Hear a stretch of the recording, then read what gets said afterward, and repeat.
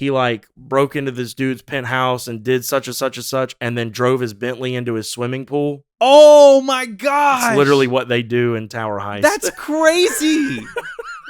That's amazing.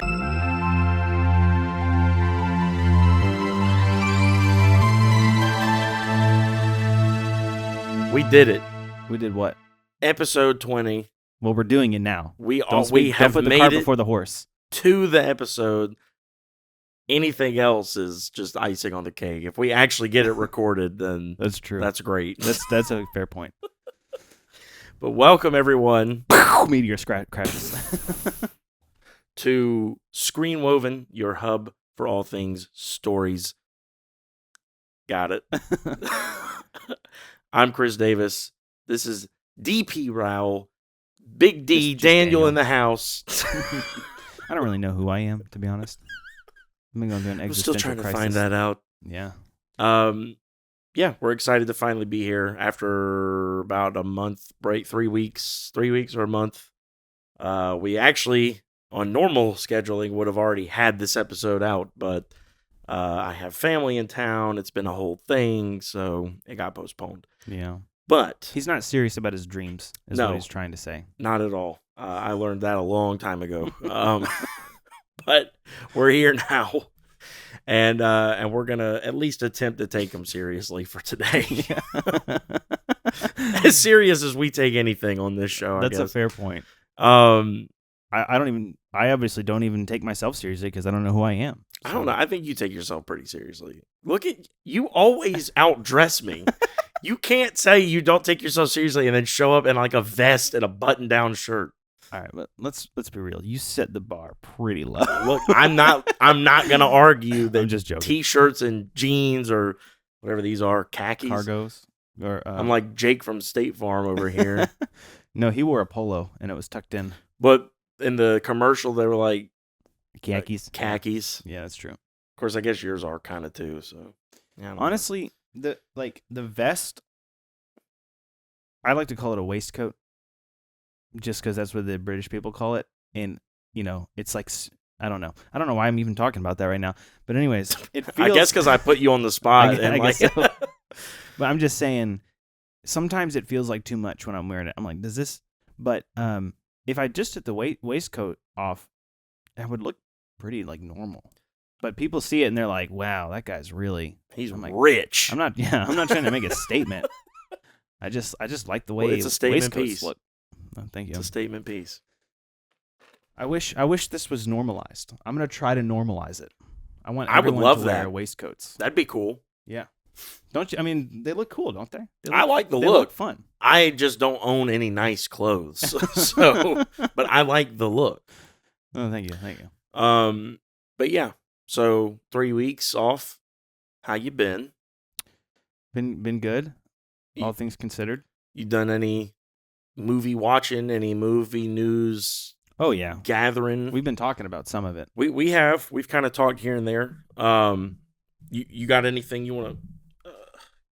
Sorry, trying to adjust here. Kick us off with, or you want me to? I can, but how much chunk of time do you think you will need to discuss the things that you want to discuss? I can make it work, man. Okay. Because I know there's one thing that I watched that I kind of want to talk about. So maybe we can start with that. Yeah, let's lead off with that. I hate that I kind of avoided it, but now I hate that I did. I feel like I'm not going to be able to contribute as much, but I'm probably going to be asking a lot of questions. So That's fair. So The Paper recently came out, which is the sequel to The Office. It's a sequel series. You know how I feel about sequels and remakes and kind of stuff, and I'm kind of sick of them. But this was a really clever idea for a way to do it. It was at least done in a different type of way. A lot of mixed reviews about The Paper out there. It's very mixed. I would agree with that. It's not even like someone, I think you sent me a review of a guy who said that people either love it or hate it. I don't really see it that way. I see everything. People don't know how to feel about it. Like, that's kind of my take from it. It's what it seems like to me. I didn't know how to feel about it when it first started, but after watching a few episodes, they threw in some political stuff that rubbed me the wrong way.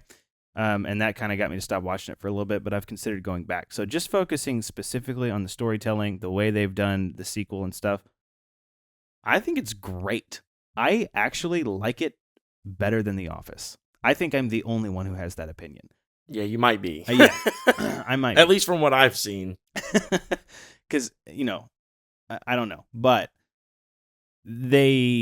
so the way they're doing, most people probably already know this, but just as a way to say why I think it's a clever way to do it, the way they're doing the sequel is it's pretty much none of the same characters. It's the documentary crew that filmed Dunder Mifflin is now going to Toledo, Ohio to do this newspaper company that's failing in a digital age, which is a funny premise. And so it's all new characters, except one guy who, after Dunder Mifflin closed, moved over to that paper company, Oscar from The Office. But his role is very minimal in it. It kind of comes back and forth. He's kind of just like a little nod to like, hey, remember him? And his parts are pretty funny, but he's not into that much. But I like all of the characters in the paper, and none of them are cringy necessarily. Like The Office was cringe. That's what was like its whole thing. Is Michael Scott is just the most cringe person ever. The most inappropriate, like out of like you would never see someone do that in a situation. This is really different, where the main guy who the newspaper company is failing, and they're bringing on a new guy, a new editor-in-chief to try and get it back up, and he just loves journalism. Like he's so crazy about it, and it's endearing, but he's naive about how the world works and that people are out there to hurt him. And so this Italian woman who was the current editor-in-chief, she's getting demoted because he's coming in. She is like hates him, and she's constantly doing things to try and undermine him, and he doesn't even know he's being like, messed with Right. her. I hated her at first because she's evil, like some of the stuff she does, but then it starts getting funny, and she's like cartoonishly villainous. Like it's pretty funny. I don't know what else to say other than that. Like, I think the characters are all really endearing. Like, he's got this mission. He wants the team to get together. He believes they can make the paper good again. And I almost believe he can do it just because he's so gung-ho about it. But he's a little nerdy and quirky, and he misses things, and he's naive. And then when the antagonist like puts him up against scenarios, like he doesn't respond to it well. Sometimes he gives into it and he falls for the bait and stuff. And sometimes he retaliates in immature ways. So like, you can just see the growth process they're gonna have in him. It's a lot of fun. That's fair. Have you finished it? No. I stopped watching after like the third or fourth episode. I'd be curious to know how you feel about like the end of it, just because like the thing I sent you where he said that like he found the ending rushed and maybe even a little unbelievable based on like how the rest of the season went. I'll be curious to know if you agree or disagree with that. It's kind of funny because like you said, he said in the video, you either kind of love it or hate it. But then he himself in the video kind of made it sound like he was more like neutral on it. Like he doesn't love it, but he didn't hate it. He saw some good in it, but it wasn't like his new favorite show or anything. The reason I think people don't know how to feel about it is because they're watching it through the lens of The Office, which is inevitable. Of course. You can't get away from that. And that's what he said too. I mean, I think this show in a way was doomed the second they announced it the way they did.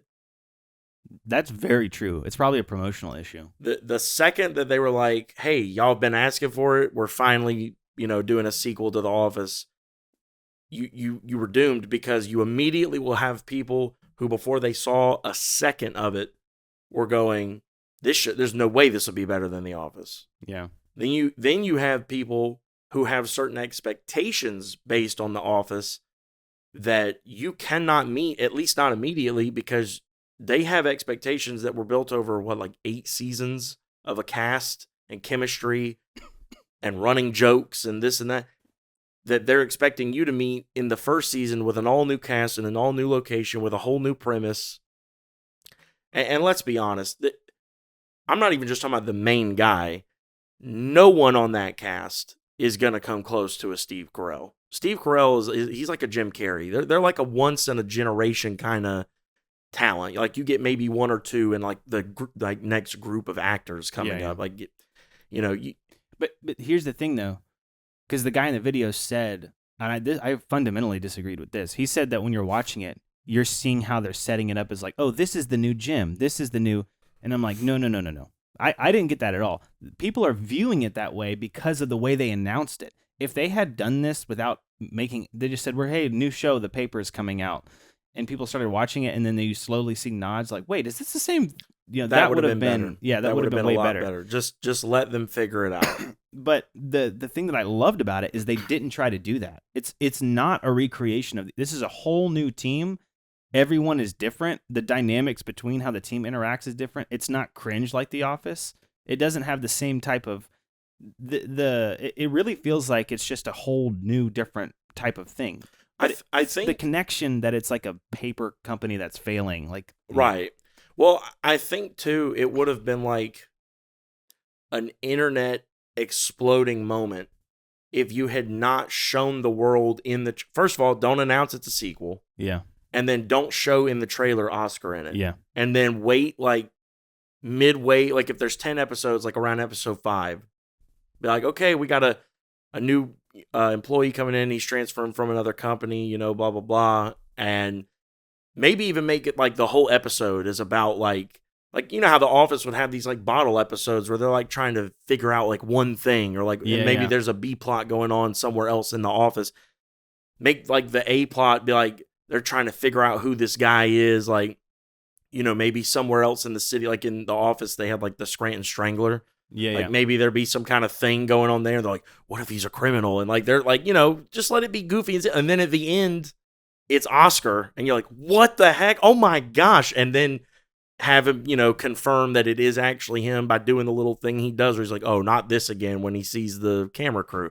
The internet would have lost their minds because that would have been like, there probably already would have been murmurs by about 5 episodes into like, man, this kind of feels like in spirit, if nothing less, like a spinoff or something of The Office, the way they're doing it.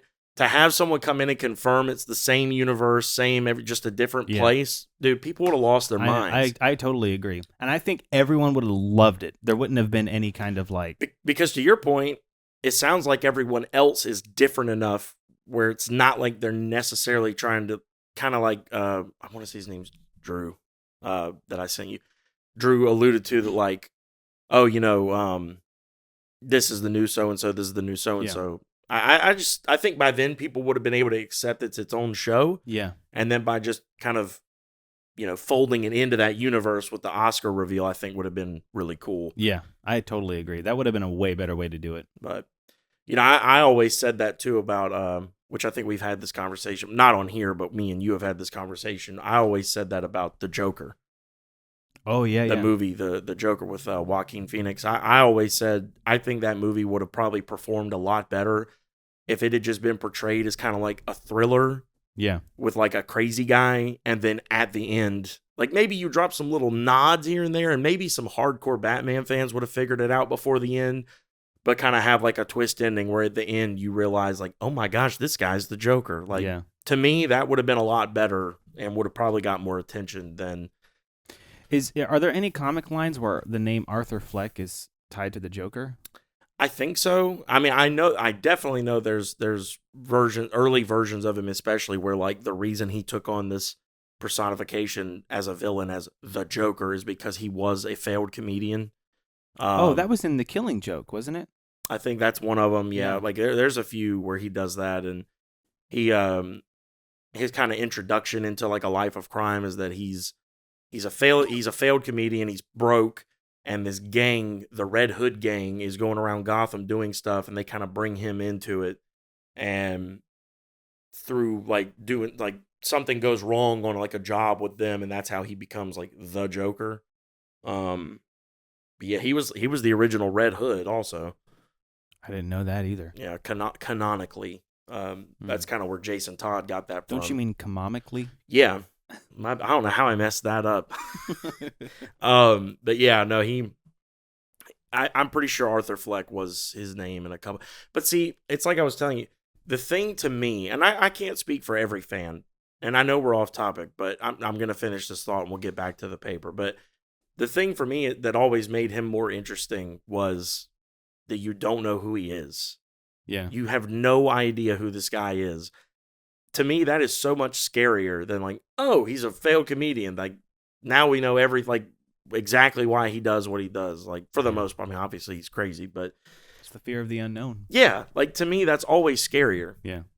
So to make a whole movie about like, here's my backstory, and I know everyone throws in the whole, well, you find out that he's telling a therapist or whatever in Arkham, so it's kind of an unreliable narrator. Like, yeah, I get it, but then then the whole movie's pointless. Yeah, that's exactly how I feel. So it's either real and it's dumb, or it's pointless and should have never been made. Like, Yeah.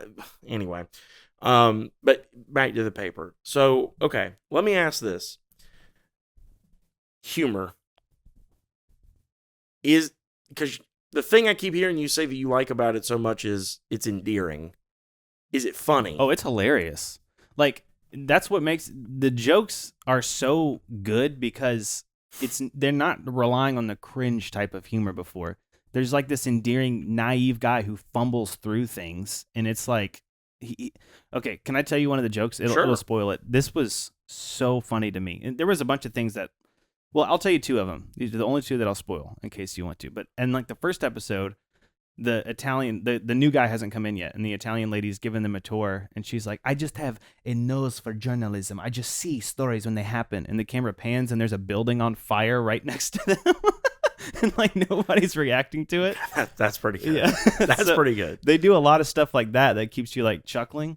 But there's an episode, I think it's the second episode, where that lady, she reacts to something that the new guy says. He asks her to do something, but she, being vicious, takes it a completely different way, and she ends up cutting I forget exactly what the term is, but she cuts the wire to something or whatever. They don't have any stories, and he has to give out his first story as editor-in-chief. So the whole time he's like, all right, guys, we got to find a story. Go out and do stuff. Or go out and interview people, do whatever. We got to find a story to publish for our paper.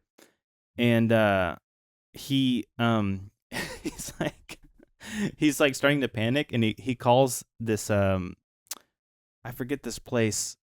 It's like a place where they put dead bodies. A morgue? Yeah.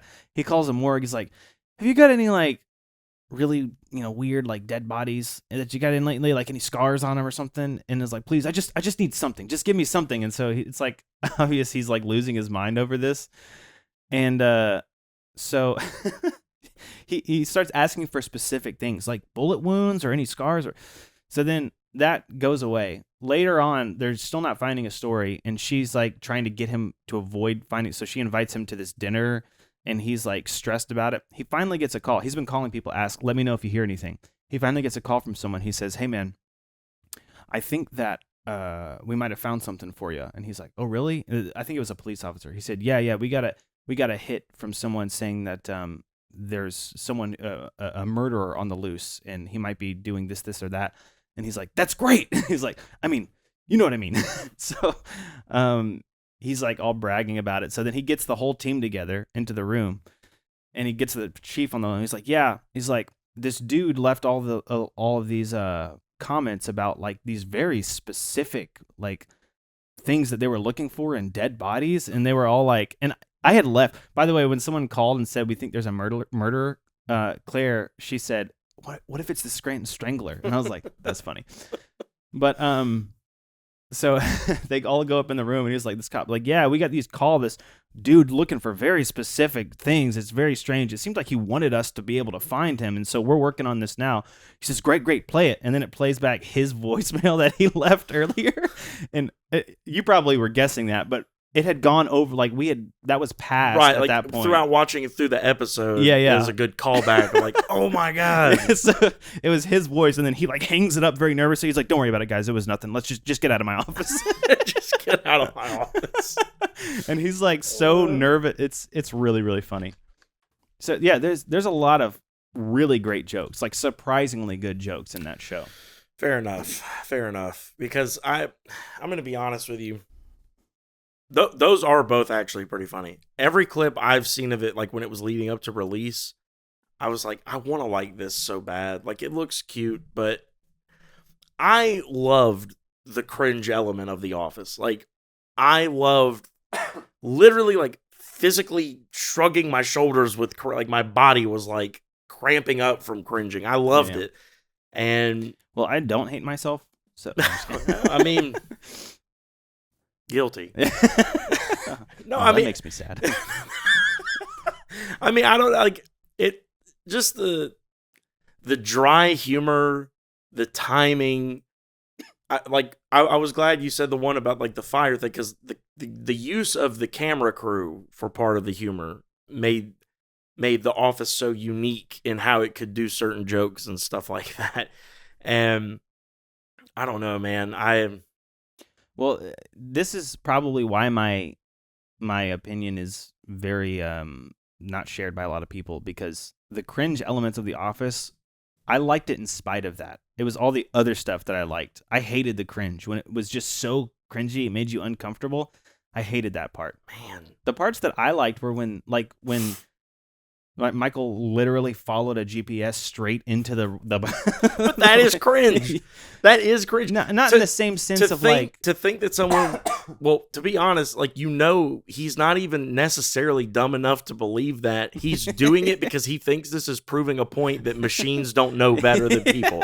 Like, that is cringy. Like, I get your point. There's way cringier things, but like everything he did was cringe humor, because every time he even thought he was making a good point, he took it to like an extreme that no one else would take. If that's your definition of cringe, then you will find that in the paper.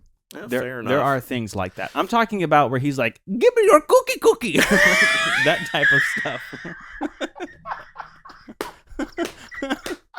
Okay, season 1, Michael was the worst. Yeah, or Prison Mike. You know, Prison Mike's great. He was funny, but it's like I said, I don't like the cringe. He did it so bad. And the Dementors were awful.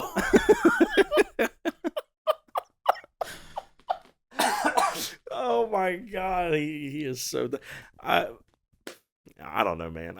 Again, it's Steve Carell, man. It's hard. But what you will like about the paper is they're not trying to recreate Steve Carell. I loved that. Like, this guy. Do you know who the main guy is? You've seen the trailers. He's the same guy who played in the new Star Wars trilogy. Yeah. He's like a bad dude. Yeah, but he's hilarious. Like, he's got a lot of range as an actor. That's fair. He's even got this almost lisp, and he does this perfect American. I don't know if he's American or British in real life, but I'm not sure. I can't tell because he does both really well. But I should know he's from the Empire. Yeah, the First Order, actually. Yeah, whatever, man. Whatever. Gosh, I don't base my Star Wars lore off the new ones. I know, I understand. I like that they're trying to do another Star Wars movie with Ryan Gosling. Great choice. And well, as an actor, yeah. Sure, but what I don't like is that this is in the future. This is after the new trilogy. That's what I'm like, guys. I've heard rumors that they're saying they're going to pretty much pretend like that whole trilogy never existed. Smart. It sort of, but it's almost like, how do you do that? I mean, that you can't. Yeah, you can't. You've done it now. You can, but it's not like we're going to forget 9 hours worth of movie. I know. You can't just decanonize it. You know, it's if they were going to do that, they should have done it before the third one came out and restarted it like they said they were going to. Yeah. They should have realized the second one flopped with most of the fan base. Most of the fan base. We're not going to get into that. I know you like that one. No, I don't really like it. I thought you defended that one pretty adamantly. Well, okay. I did initially when I first saw it, but as time went on, I think I was in denial is what it was, because I was a really, really big Star Wars fan. I didn't know that. Yeah, when I was little, I was making Star Wars movies all the time with my friends. Wow. And they just did Luke so dirty in Last Jedi. They did. And so I eventually was like, all right, it's bad. Y'all are right.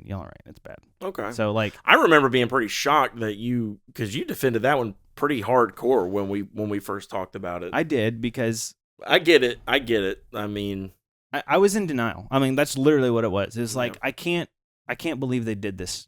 I just can't accept that they did this. I was kind of like that with Space Jam 2 for a little bit. Now, not nearly as long, because as bad as was it Force Awakens? No, that was the first one. Force Awakens wasn't The that Last bad. Skywalker was that? No, what's the The second? Last Jedi. The Last Jedi. Oh my gosh, as bad as that one is, Space Jam 2 is way worse, like way worse. So Yeah. my denial only lasted like a day, but I was like, because I wanted to like it so bad. I just wanted them to do the Looney Tunes justice, and they couldn't even give me that. But Well, it was LeBron James. yeah, You can't do anything good with LeBron Yeah. James. Tell me about it. Anyway, but yeah, no, I forgot what we were talking about with the Ryan Gosling thing. Yeah, I don't know. In general, I just think they need to let it rest, man. Just let it be. I hate saying that, because I know if this was something like a fandom I was really passionate about, and someone said that, I'd be like, you don't know what you're talking about. There's plenty of gas left in this tank.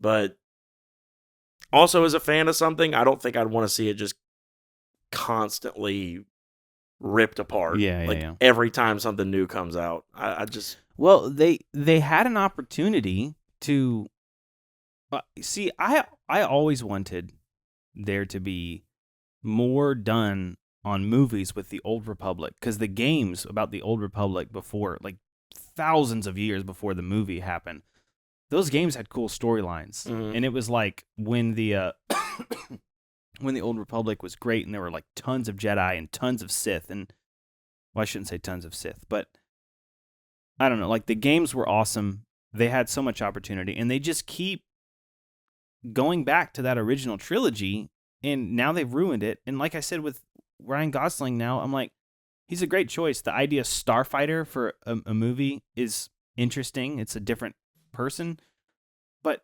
now it's in the future of this stupid world that they created with the last trilogy. It's you can't get, like, why wouldn't you go into the past, into the good old days? Yeah, no, that's not a bad point. I think that's what's been so weird to me about Star Wars. It's like I look at Marvel and like DC and stuff, and I'm always like telling people I don't think superhero fatigue is real, because I think it's just like mid-level, like not great, not terrible, but not great storytelling is what's kind of killing the momentum of a lot of these movies. And I never understand it, because I always tell people you have decades of source material to draw from. Star Wars is no different at this point. They have comics, they have novels, they have video games, and everyone would agree pretty much all of those, every novel, every comic, and every video game that they've ever put out is better than probably even some of the more well-regarded movies. Like, they're really good stories that you could adapt to screen.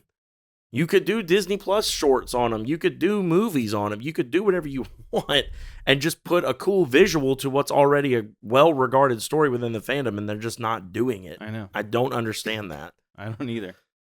But, yeah, I don't know. Hopefully... all that except for The Force Unleashed. Those were fun games, but they pooped all over the story. Okay, I'm not going to lie. I'll give you that, because I don't remember them, and when I did play them, I didn't know really a thing about Star Wars, but those games were dope. Oh yeah, no, as gameplay, like, it's so much fun. Shooting lightning at everything was awesome. Yeah. But the storyline that Darth Vader had some Padawan, is that who we played as? Yeah. That's awesome. It's an awesome premise, but they didn't do the story, like, they crapped all over the story and the canon and stuff.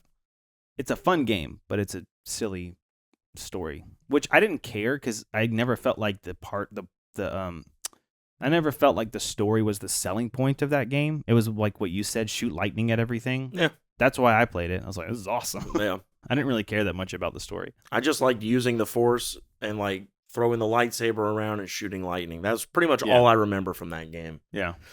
I feel like there was something else I was going to ask you about the paper, but now I can't remember what it was. Let's hear what you want to talk about. I was going to say, yeah, we might move on. If I remember, we'll come back to it. You got super New York all of a sudden. I did? Yeah, you were like, all right, we might move on. Oh, okay. So, On a 10% kaboom. sorry, I don't know what happened there. I don't know either. You're like from the South. You've been in the South your whole life. You have a Literally. Southern accent. I don't think I've ever been anywhere north of Maine. I'm just kidding. That was pretty good. That's the kind of thing that would be in the paper. No, probably not.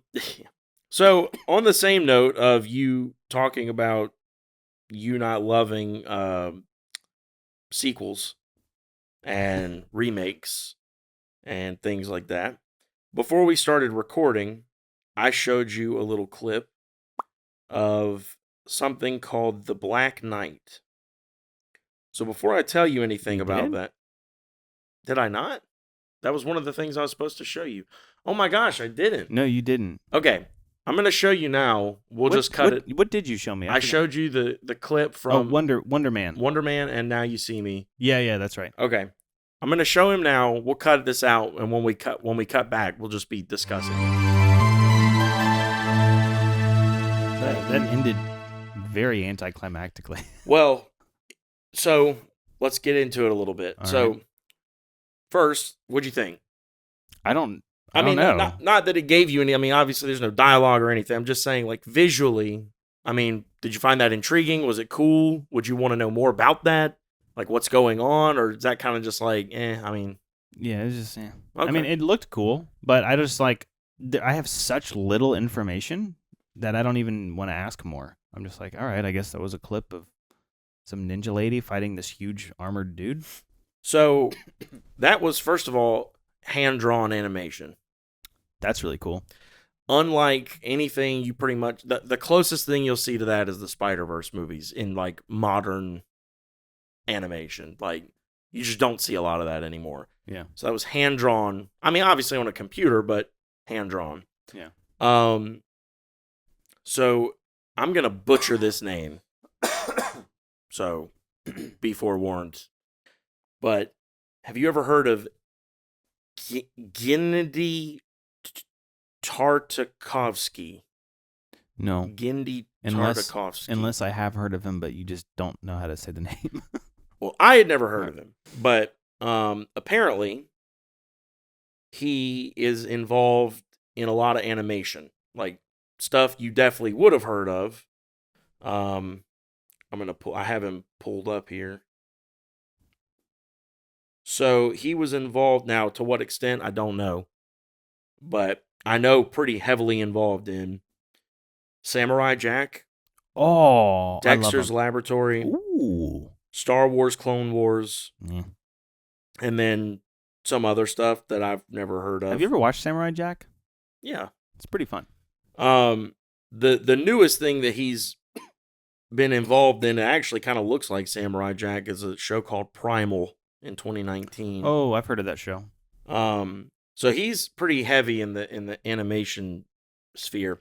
So he posted that clip on his Instagram, and he said, well, this might get me in trouble, but gotta try a new strategy. About 6 years ago, we started development on a more adult animated action movie, The Black Knight. We developed it for a few years. The studio liked what we were doing, but they were unsure if there's an audience that would go see it theatrically. We made a down and dirty test, and still no go. So to try something different, I thought I would share the test to see if it can get a groundswell of excitement that would change the studio's mind. I won't share the details of the story except for one element. Our knight armor is 20 feet high and controlled by a knight inside using ropes, pulleys, and levers. The setting is around the 14th century. Anyways, I've already said too much. So, the premise we don't know anything about other than that giant armor is 20 feet high, and there's a dude inside controlling all those movements he was doing with like ropes and stuff, which is pretty interesting.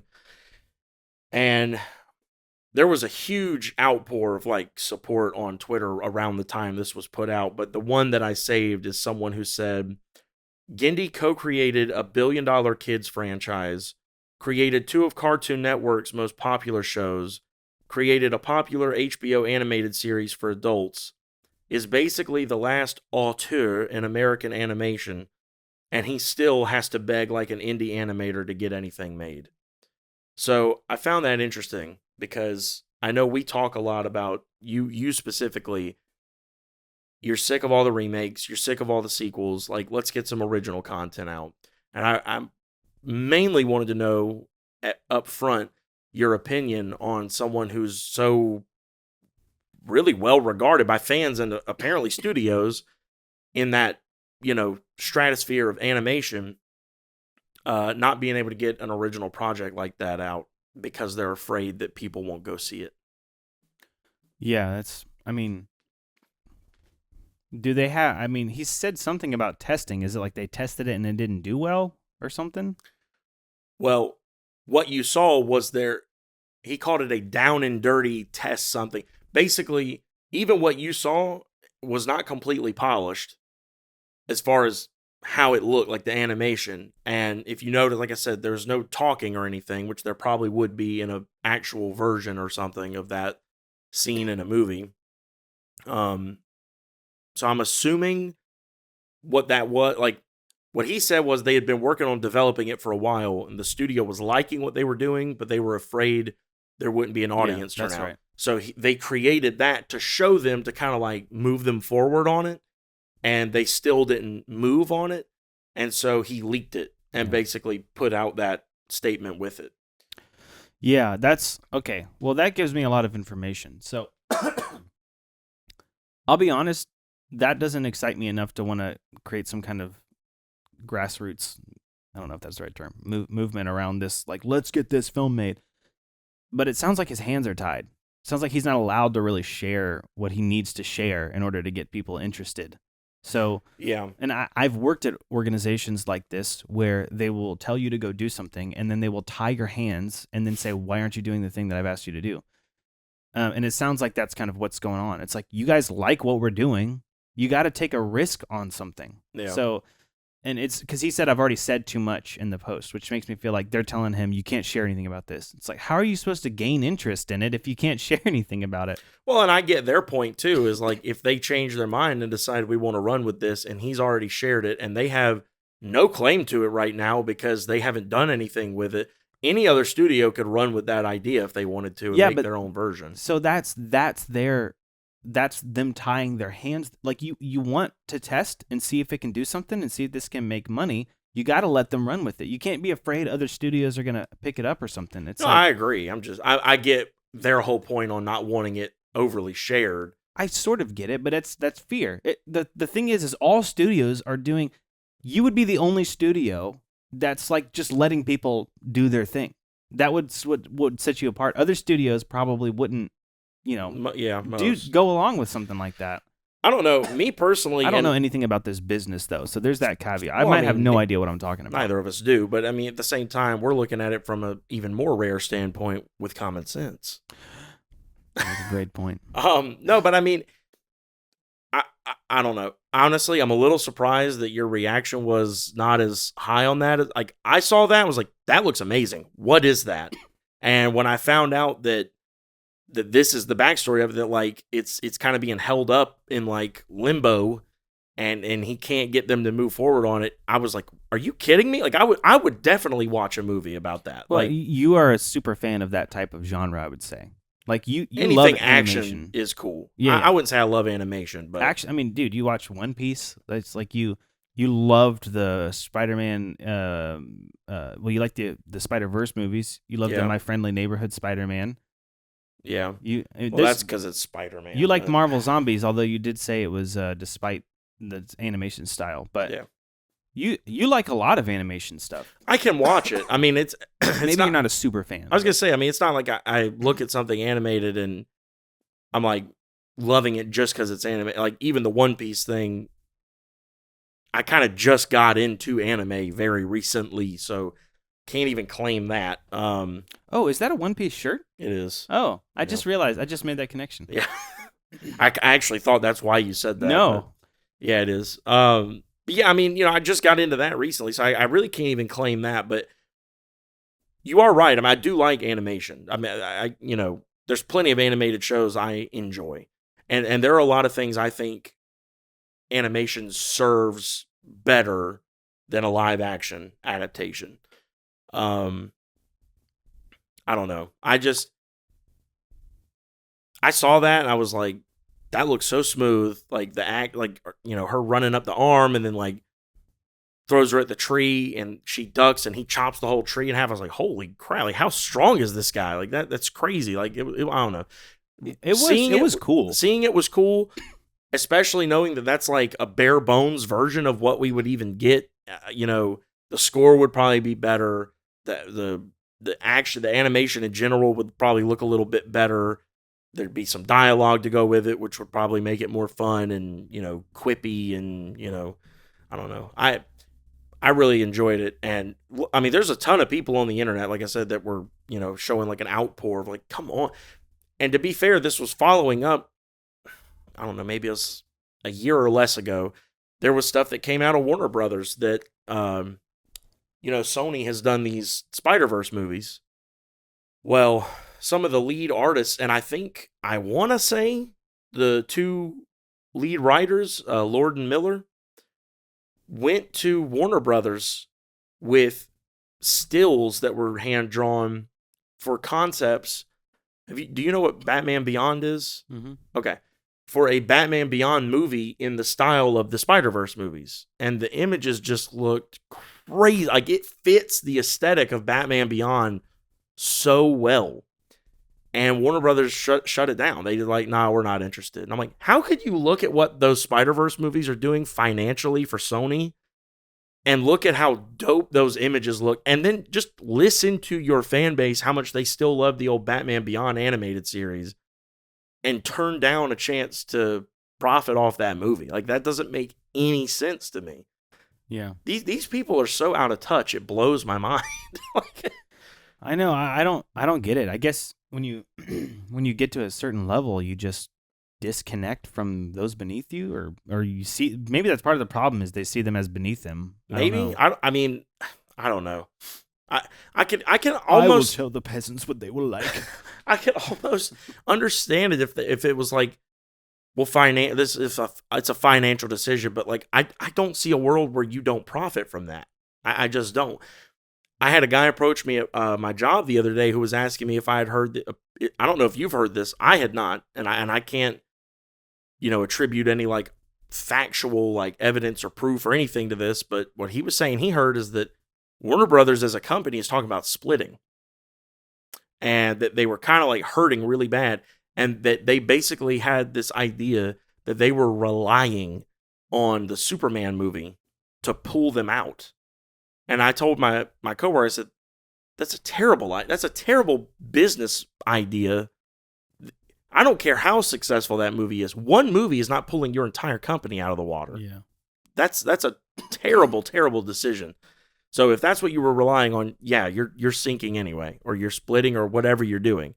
But he said he heard something about they were going to like split into like two individual branches or departments or companies or something to that effect. So one will be Warner and the other will be Brothers? I don't know, to be honest. I would assume one's going to be like DC.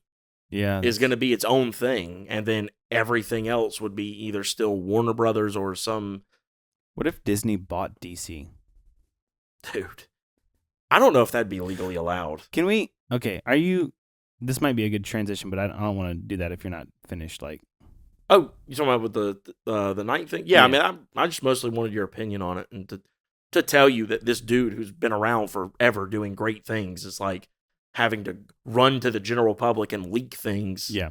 Well, that was going to be one thing I was going to say, is that guy makes such a really good point. This guy has been a world-class animator. I mean, he's achieved everything you could ever ask for an animator in your company, and he still has to beg. At the very least, companies should budget like money to give to creators who have done so much for their company, to be like, we don't know if this thing's going to work, but you can take this money that we budget just for things to test, or what's the word I'm looking for? I mean, just I get what you're saying. Just basically anyone who's been around long enough, done enough things for you, and like has a proven track record, like have a specific budget set aside where, like, if they come to you with an idea, as long as it's something you can even remotely believe in, especially if they can generate up that kind of like minute long test footage to show you, like, hey, we have an aesthetic in mind. We have like an idea of how this would look, how it would move, how it would feel, and all this. Like, give them a chance. Yeah. I mean, good grief. Even if you put a cap on it, like, hey, if we fund this, under this kind of thing, the most we can give you is, I don't know, $5 million, which sounds like a lot, but I mean, in movie terms, that's not a ton. I could do a lot with $5 million. I could do a lot. I don't know if I could generate like a blockbuster movie with $5 million. No, but an indie movie? But an indie movie, yeah. Dude, speaking of which, we watched Sing Street again the other day. Such a good movie. Really? Oh my gosh, yeah. We just were like, we don't have anything to watch. What about Sing Street? Oh, dude, it still holds up. It is a good movie. It's a great movie. I'll probably end up watching it again myself. I'm also, with the whole time, Claire and I were like, I don't see how Chris didn't find this funny. This movie is hilarious. It is. Don't get me wrong. It's heavy. It's drama too. It's just as much drama, but it's really funny. I don't know. Maybe, like I said, maybe going back and rewatching it, I would find it more fun. But like in the moment when I don't know what's coming next, a lot of that stuff caught me as more like depressing than funny. But I mean, there were funny moments, and like I said, talking to you about it, I really started to see the humor in it. I was like, yeah, do you know why you feel that way? Your problem is you're not happy being sad. Wow, that's deep. You got the same problem as Connor in the movie. Was that what his older brother said to him? No, it's what the girl said to him. Yeah. Anyway, to transition, because I said, what if Disney bought DC? Before this, you showed me a movie trailer. Wonder Man. For Wonder Man. I mean, we'll react to that trailer, because I have no idea what that movie's about. It's very confusing. Yeah. But they have a character from the Superman movie. Well, they didn't say what the character's name is, but it's the same actor. He looks exactly the same as the character in the Superman movie. We know that comics have crossed over with DC and Marvel in the multiverse before.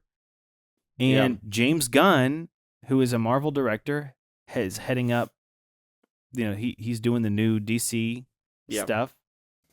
That seems a little bit, I feel like they're teasing a little bit. I mean, I don't know. I'm gonna be honest. Even the mansion he was in looked like the same place that character was in the Superman movie. I'm gonna be honest. At this point, I don't feel confident enough off what I saw from that trailer to confirm or deny any of that. Well, that's kind of how I feel. Like, that trailer left me with nothing. Like, I was like there were a couple things that were kind of like funny, but I don't feel like I know at all what that show is going to be about. It's a show. Yeah. Oh, I thought it was a movie. No, I have no idea what that show is going to be. Other than the original Mandarin, Trevor or whatever, is going to be in it. That was really weird too. I was like, okay. I guess because, okay, here's my best guess is in the MCU, people are now making movies about superheroes because there's real superheroes, and they're making, like, I don't know, movies about these superheroes or whatever or something. So because that guy acted as the Mandarin, he wasn't the real one, he was just the actor. He's also being hired for this role, and so this is about this actor who wants to play Wonder Man in it, which is just a strange thing. Yeah, I don't know, and it's really confusing too because Wonder Man is a character, and he does have powers and stuff, but there was nothing in that trailer. Like, I could understand if it's like, oh, maybe this is an origin story, but like, there's nothing in that trailer that even hints towards him getting powers and being anything other than an actor. It literally just looks like it's a show about a guy trying to get a part, and then he gets it, and now he's got to be this character. Well, the confusing thing, there was the Mandarin was the confusing part about it, because I was starting to feel like, oh, so this isn't an MCU movie. It's just a movie about it's like a funny little movie, and I thought it was a movie, not a show. But I guess it's just a funny little story about a guy who wants to play a superhero. Right. But then they tied it in with the Mandarin from Iron Man. Yeah. And I'm like, so this is in the Marvel universe? Yeah, it is. I do not understand at all. I'm not going to lie to you. I thought that would be a lot better than it was. Yeah. I had not seen that until me and you watched it, and I was expecting more. Yeah. I don't know why. I don't know why I keep letting Disney Plus get me. I always think, well, this could have some potential. Then I watch it and I'm like, well, it could have had. You said that when potential. we became friends too, and look where that got you. Yeah. Now you're just making me look like a bum on camera every couple of weeks. No, I don't know, man. I don't want to say I'm kind of over the Disney Plus thing because I know the second I say that, they're going to put something dope out and I'm going to look like a hypocrite. But they got a lot of ground to make up for my goodwill. I'll say that. Like I'm going to give this a shot just cuz it looks weird enough to like it's just ambiguous enough where I'm like I have to know what this is at least. Yeah, that's how I feel. And I'll say this. I mean, for what it's worth, the trailer doesn't look bad. It just doesn't give me anything. Like that 2.5 long minute trailer gave me as much information, or maybe even less, than the Black Knight test footage that we watched. Like, I would say even less. Like, especially considering that is a final cut with dialogue and like multiple scenes and everything. Like, with the Black Knight, it looks pretty straightforward of like what this is. Yeah, exactly. There's a dude in a giant knight costume who's going to fight things. Like, okay, got it. Obviously, there'll be more story to it than that. But like, at least we know there will be a story. Yeah. I don't know what this dude is. I really don't. We also know what genre it is. It's like action. Yeah, you like medieval action. This I have. I don't know. But again, I don't want to say I'm over it. Especially because like you said, I did watch Zombies and I enjoyed it. That was a good. Did you finish it? No, I'm just not into zombies. I mean, I see what you meant. I could see why you liked it. I watched the first episode and a little of the second, but I'm just not into zombies. I couldn't really get into it. Okay, good. So then I can tell you how it ended. Yeah, sure. Okay, dude, they finally made Hulk cool again. That was like one of the most awesome things. Is you find out. Well, now I'm sad I didn't watch it. Well, see, they should have led with at least a hint at that because they do. It starts off with characters that I care the least about. You don't like Kate Bishop and Miss Marvel? No, I don't care anything about them. And when when both Riri died, I was happy. She didn't die. Well, they made it seem like she died. Well, they did. Yeah, she didn't. Okay. So they killed off the only ones that had potential for me to like them. So you do like Kate Bishop? I said potential. I don't know anything about Kate Bishop. Did you not watch the Hawkeye show? No, I didn't. But here's the thing: these aren't the central characters that made people fall in love with Marvel. They're not. But that's the point: is those characters are zombies. Like this is the group left to try and stop them. Like I guess that's fair, but I didn't get that from the thing. It's about that. Almost in some ways makes it worse too, because I'm like, what the heck? My favorite ones are zombies, but I mean, Spider-Man's not.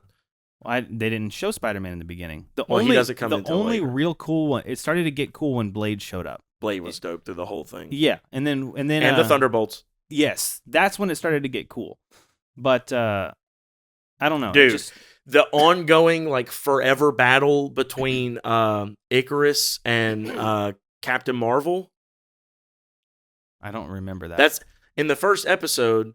When they're traveling through the desert and these like giant bombs and you're like, what is hitting them? Yeah. And it's Icarus who cannot die.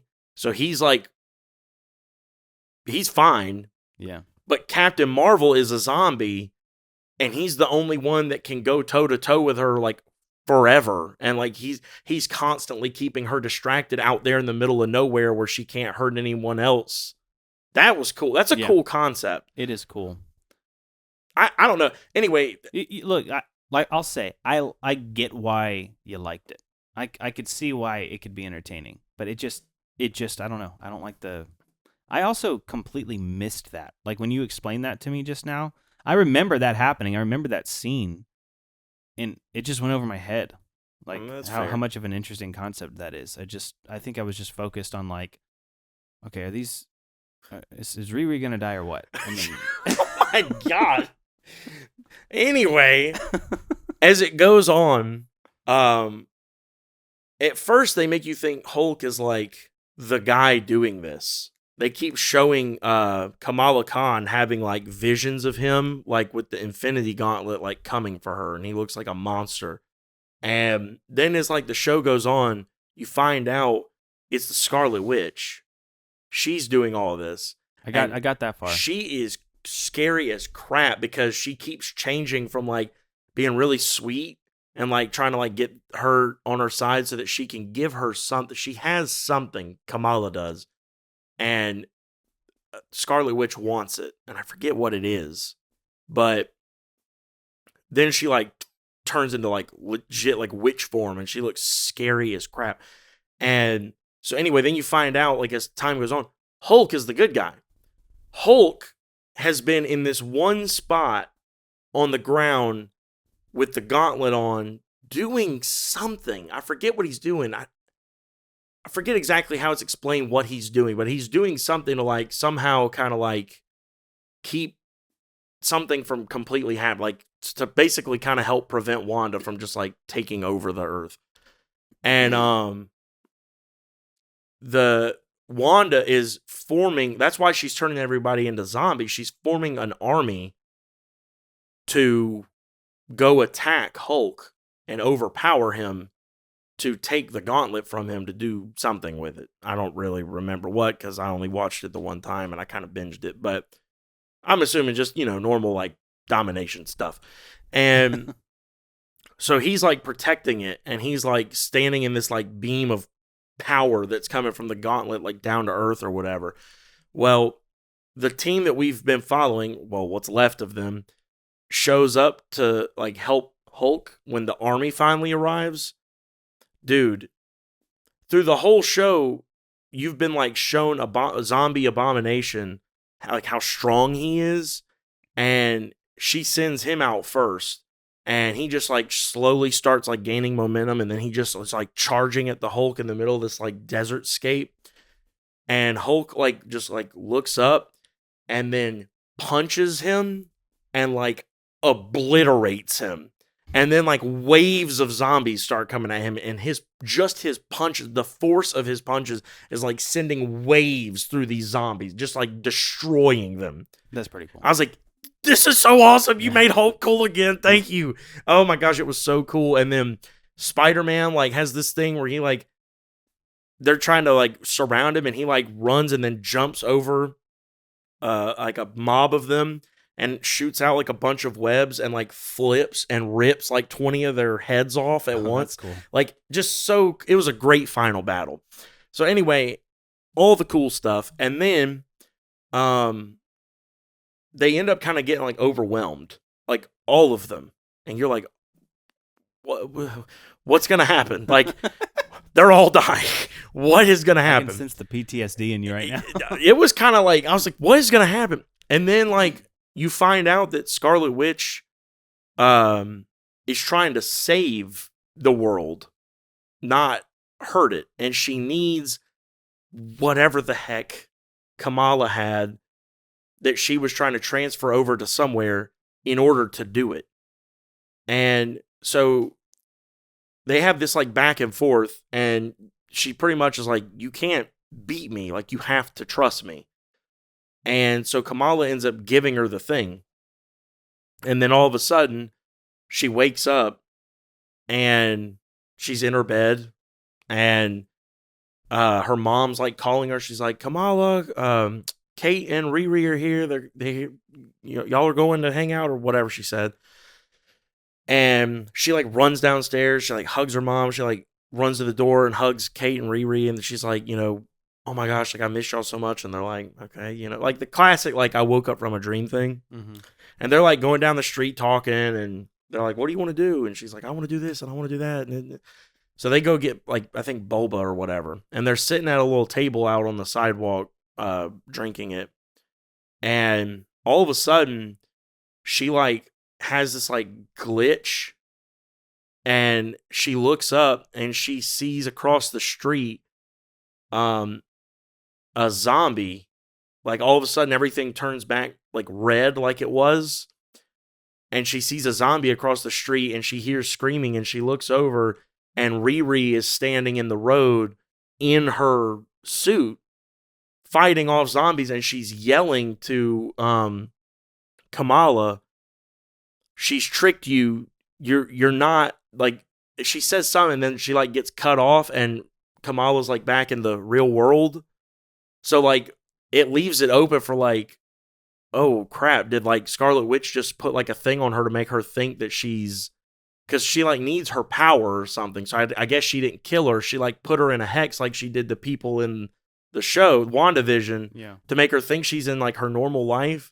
But she like saw through it for a second and saw that she's still in the middle of the zombie apocalypse thing.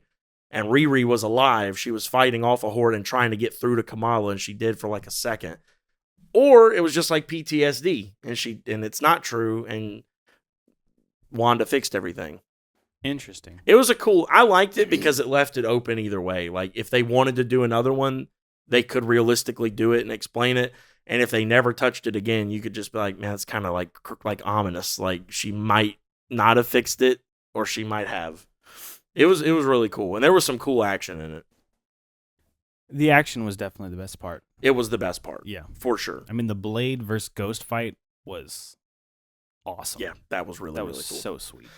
And he really was one of the coolest characters through the whole thing. It is really a shame that they have not been able to get Mahershala Ali's Blade movie off the ground, because they're really wasting valuable time. He should have been in the MCU. You think Blade is going to show up in Secret Wars?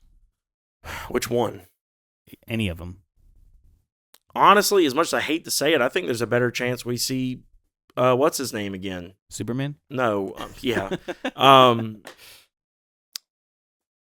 The guy who was Blade, who popped up in... Wesley Snipes? Wesley Snipes, yeah. I think there's a better chance we see him again. Like, I just meant the character Blade. Well, that's what I'm saying. Like, he popped up in Daredevil and, not Daredevil, Deadpool and Wolverine. Oh, I didn't see that. I tried to watch it. But that's right. It just had too much language. Yeah. But I didn't realize Blade showed up, but I saw most of the the Chris Evans Human Torch. Yeah. Like, that was such a cool little misdirect. Dude, I'm telling you though, this Wonder Man, despite the fact we have hit this TV six times. Are we closer to it? I don't know. And every time we each keep looking at it like, is it going to fall? Anyway, for those of you who are listening, just watch. No, I'm just kidding. True that. I forgot what I was saying. Oh, Wonder Man. I really feel like they're trying to tease it super hard that they're going to do a DC Marvel crossover. That fact that why would they put that actor in Wonder Man? And like the mansion looks the same. Because remember, I mentioned this before, is like Sam Raimi directing Doctor Strange Multiverse of Madness was like a huge hint about that they were going to start doing the multiverse in the MCU. Well, so was the title. What do you mean? Multiverse of Madness. Well, okay, but I mean, you know what I mean? The Spider-Man crossover. All right, I deserve that. It's funnier the longer you think about it. I knew what you meant. You know what I'm getting at, though. Like, James Gunn is now doing the DC, and then they put that guy in there. I don't know. I'm not disagreeing. I put it like that. I'm not disagreeing. I see the threads. I do. And you weren't the only one to point that out. There were people on Twitter pointing that out, and I didn't know who they were talking about because, like I said, I had not watched the trailer, so I didn't know who the heck they were talking about. And then when you started freaking out, even I paused. I was like, I don't think I get it. Like, I thought you saw something that like made the whole trailer click for you. That was like, oh, and I was like, please tell me, I want to like it too.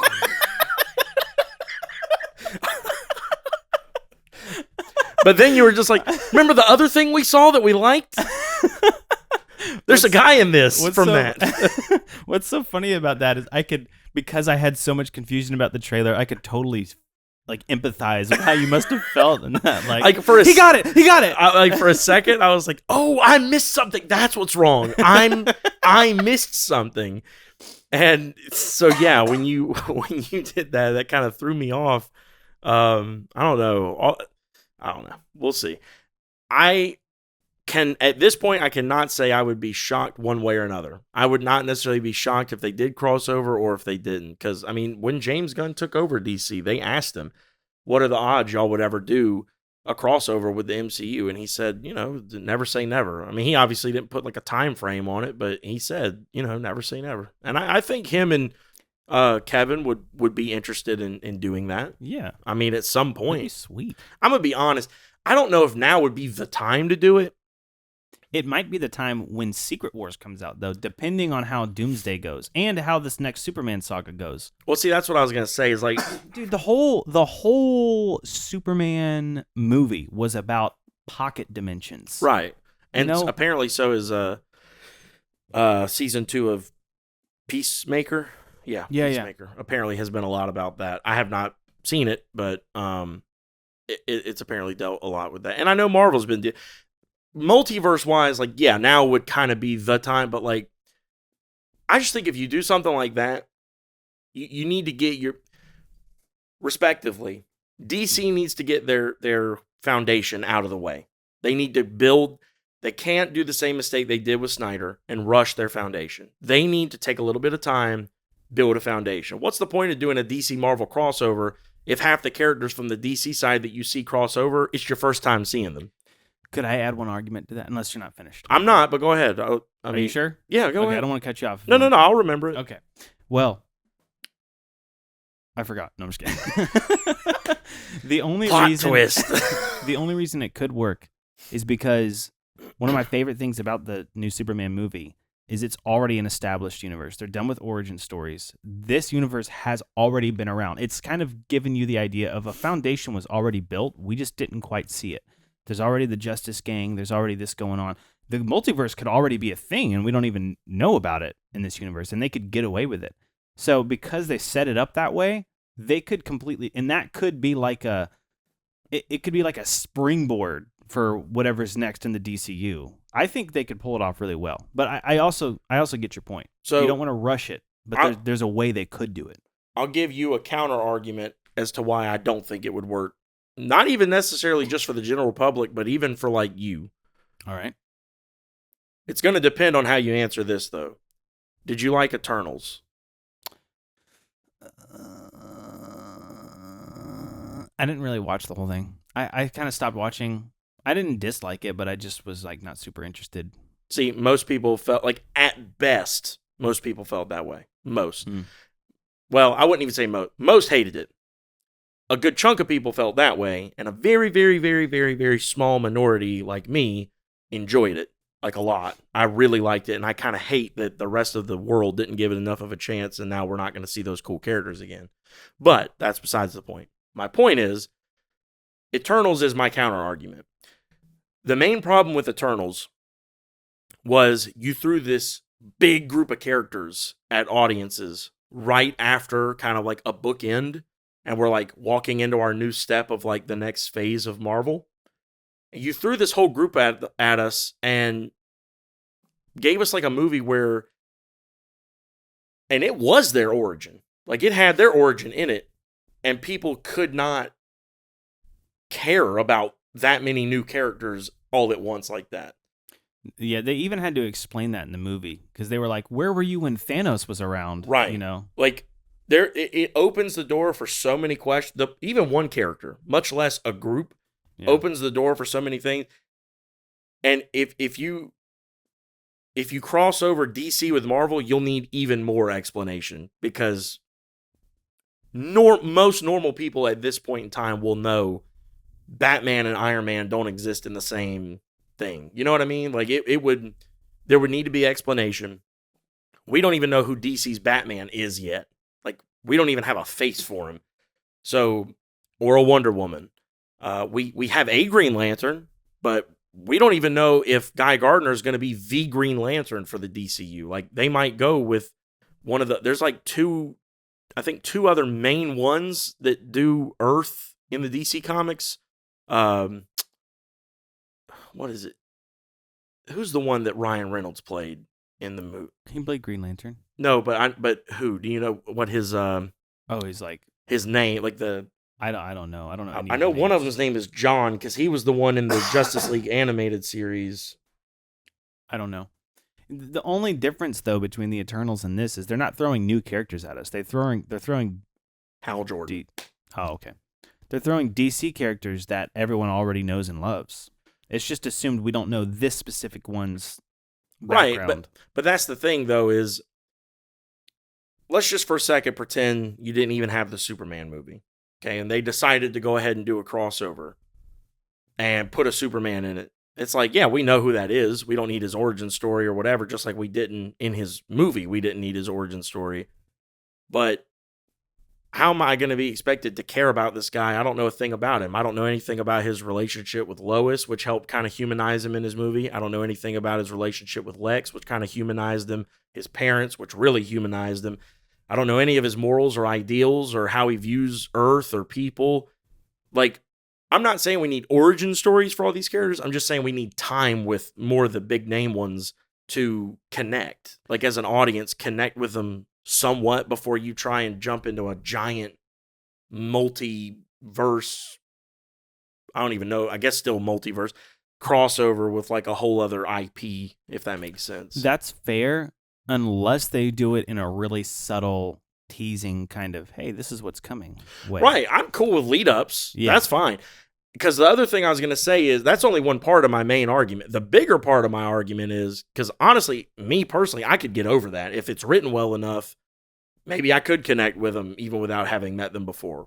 Cool with that. Yeah. My bigger argument is Secret Wars right now is poised to be the biggest thing in cinema history. Like, it could very well be the biggest movie ever made. Not only in just scope and like size of cast and like what it's tackling, but also in money. Like this could be the highest grossing movie of all time. I think you kind of ruin all of this momentum that you're kind of finally starting to build up. Like you finally started getting audiences a little bit back in your good graces with Thunderbolts and Fantastic Four. Now you got Doomsday coming up. People are super excited for Brand New Day. Daredevil season 2 looks like it's going to be a big deal. Like you're ramping back up. I think by like throwing a DC crossover in there, you risk one of two things. Option one, it goes really, really well and people love it. And then you end on a lower note with Secret Wars because it won't be, people will compare it to the DC crossover event. Or option two, it's bad and you just kill your momentum for Secret Wars. Well, I'm not saying it's going to happen in Doomsday. I'm saying it could happen in Secret Wars. That's what I said earlier. It's like, maybe it's not the right time now, but it might be the right time when Secret Wars comes out. After we've had Doomsday and probably even a few more DC movies in the second season of Superman, like the buildup might need to take a little bit longer. I mean, for sure, but I guess my thing is, if they use Secret Wars to do a DC crossover, I think you're kind of stepping on what Secret Wars is already going to be, I think. I mean, I'm not saying I wouldn't be like there for it. I'm there regardless. I don't care if you put Superman in the trailer. I'm there for it. But I don't know. You're not wrong in your risks. I just personally, even disregarding risk. I mean, even if like you knew it would be profitable on a level never seen, I think you're kind of. How many years ago at this point did they announce RDJ coming back as Doom? Was it 2? I don't remember. It's been. I think it's been longer. Has it been longer? I think it's been like 3 years. Maybe even 4. RDJ. In a different universe, they might have announced it 20 years ago. They did it. Oh, it's been 1 year. What? Since they announced RDJ? Year and a half. July 27th of 24. No. Yep. Comic-Con. That's when they announced it? It feels like it's been longer, doesn't it? It feels like it's been way longer. But regardless of even that, by the time Doomsday comes out, not even Secret Wars, Doomsday, it will have been a little over 2 years. It's true. So you will have had about a 2 year, 2.5, like going on 3 year, like role of like kind of building up the hype. We barely let you see anything about him. We showed you just his back in Fantastic Four. there's rumors. Why is it RDJ? And there's all. I mean, you're doing a good job. Like, you're building the hype back up.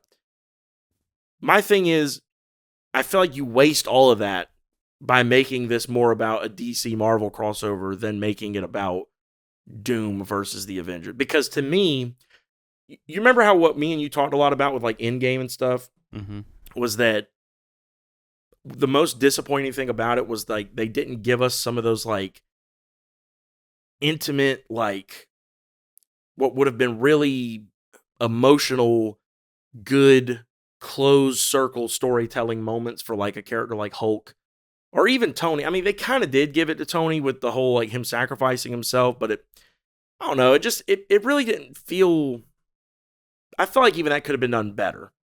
We're not going to get into all that, but I'm just saying like they missed out on some opportunities with some of that. Sure. Hulk's the best example, I think, yeah. or maybe Thor.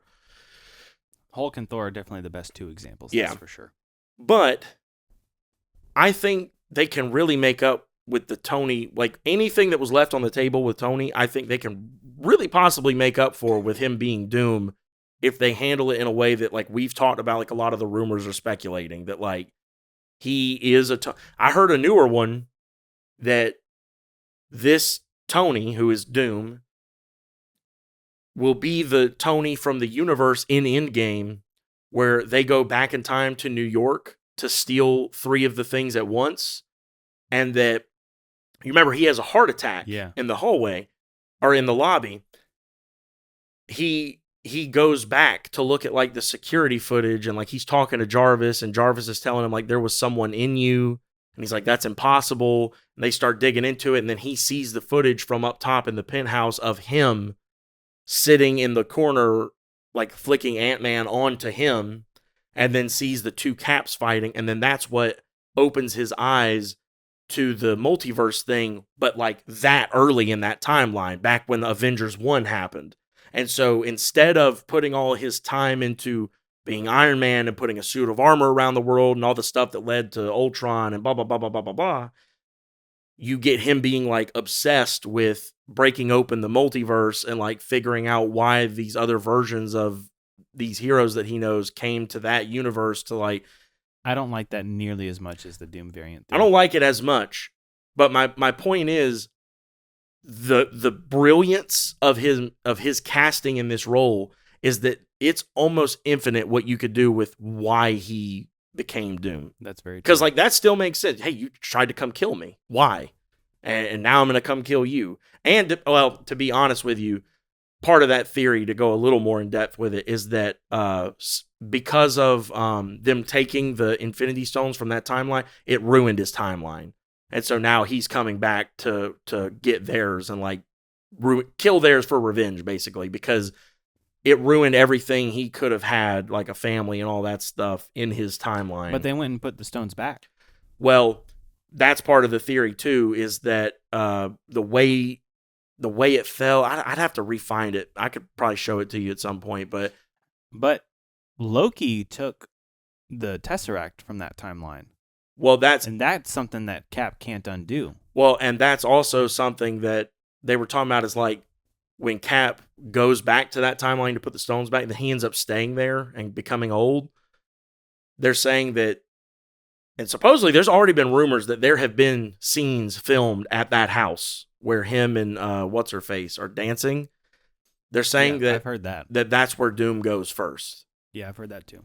But is he not Victor Von Doom then? Is he a Tony, or is he? Well, I think that part of the theory still holds true, is that he was always going to be Doom, but in like, you're one thing away in any of the universes from him becoming Doom. Like, the version of him that we've been following just happened to be on the perfect trajectory to stay Iron Man, but that like really in all he's supposed to be Doom. Wow.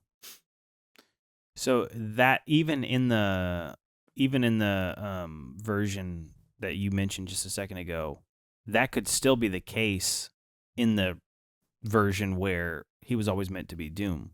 Right. So he's still a Doom variant in that universe. Right. Not saying that he's not Doom or like wasn't meant to be or whatever. Like that could still hold true.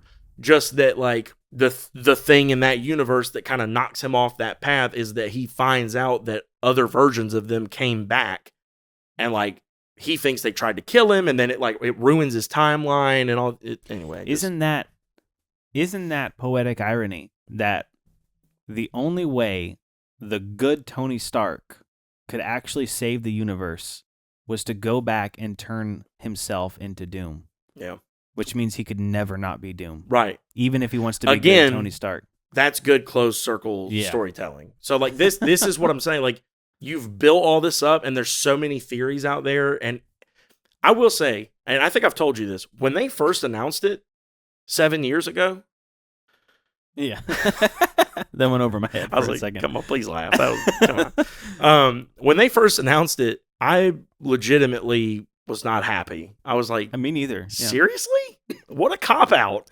But then, like, the more time has gone on, and I've heard like what the Russo brothers have kind of hinted at, and I've seen how seriously Robert is taking this, and like hearing the stories from actors on set from like things they filmed, and then now hearing theorists come up with like why it has to be him as Doom. Mm-hmm.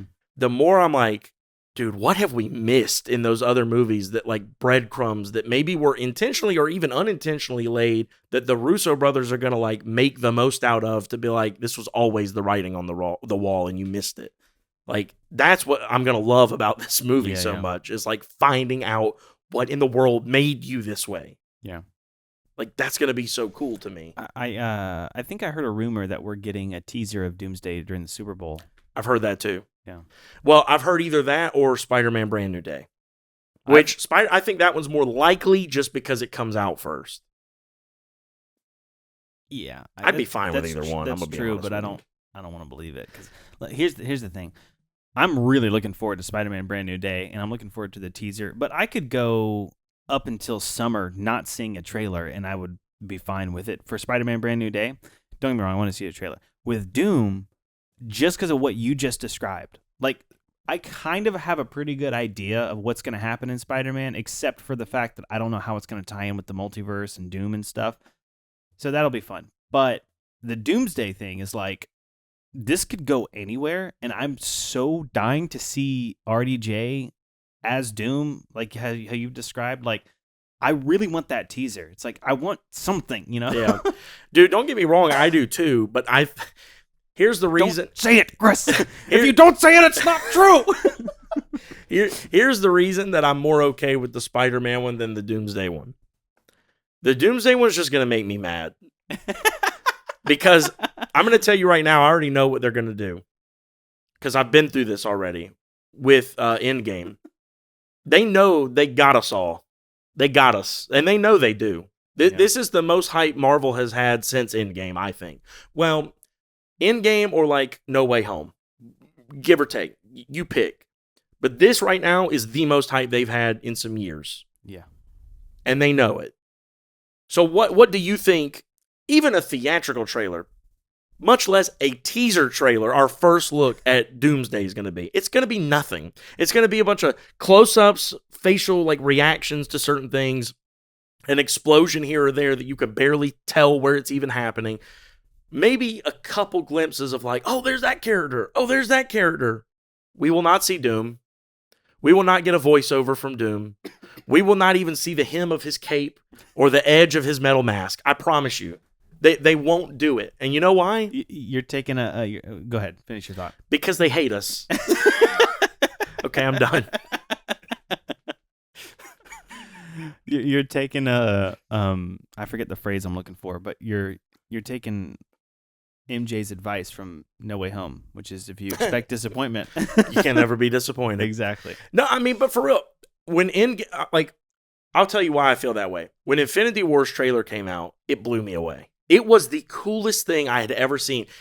All these characters that we've been following for a decade, and they're working together. I'll never forget the scene. I didn't even know it was on the planet Titan. I didn't care. But just the scene where Star-Lord kind of flies through the air with his boots, and then when he lands, Doctor Strange is like forming platforms for him to run on, and you find out later it's a scene where they're fighting Thanos. Again, I didn't even care. It was just cool to see Star-Lord and Doctor Strange working together. It was cool to see Spider-Man interacting with these characters. Like, that was all really cool to me.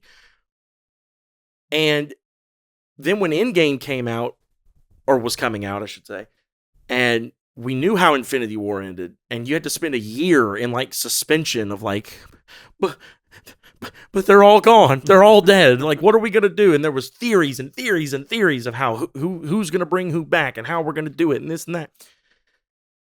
And then the Endgame trailer comes out, and it's nothing. It's nothing. It's them in some suits, and they even CG out certain characters so you don't know who's standing where and this and that, and they do things to purposely trick you and mess with you.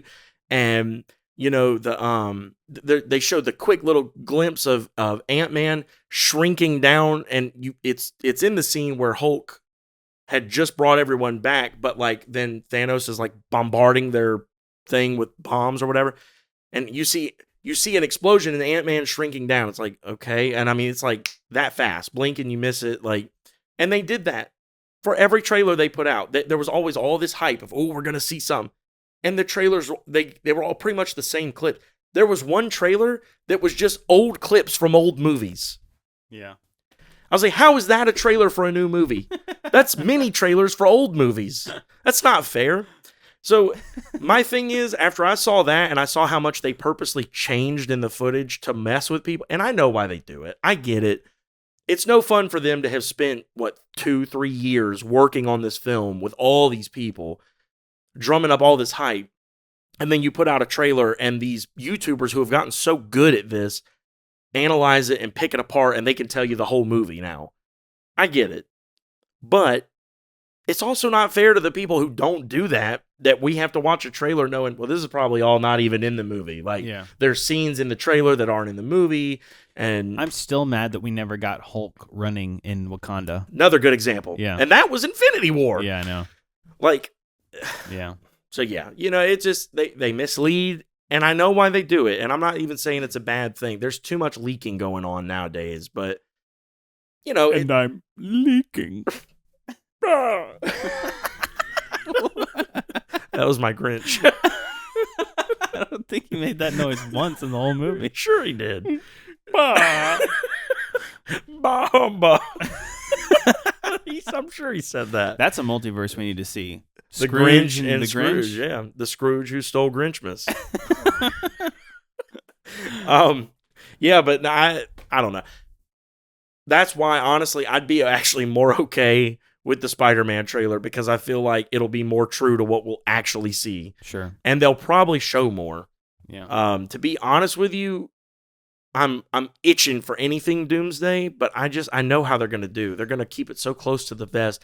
Dude, I got to say, one of the craziest bits of movie news, and I mean absolute craziest bits of movie news, is that there have been 0 leaks. Yeah. 0 leaks from Doomsday. I know. That is crazy to me. That's crazy. I agree, because we're getting them from Spider-Man left and right, New Day, all left over the place. and right. I feel like that's on purpose. It is. They're like, we're gonna leak this movie. We're really gonna feed you this, so you don't think about this. Yeah. I'm telling you, dude. No, I think it's the opposite. We're gonna feed you this, so you wonder why there's no leaks from this movie. That's probably true too.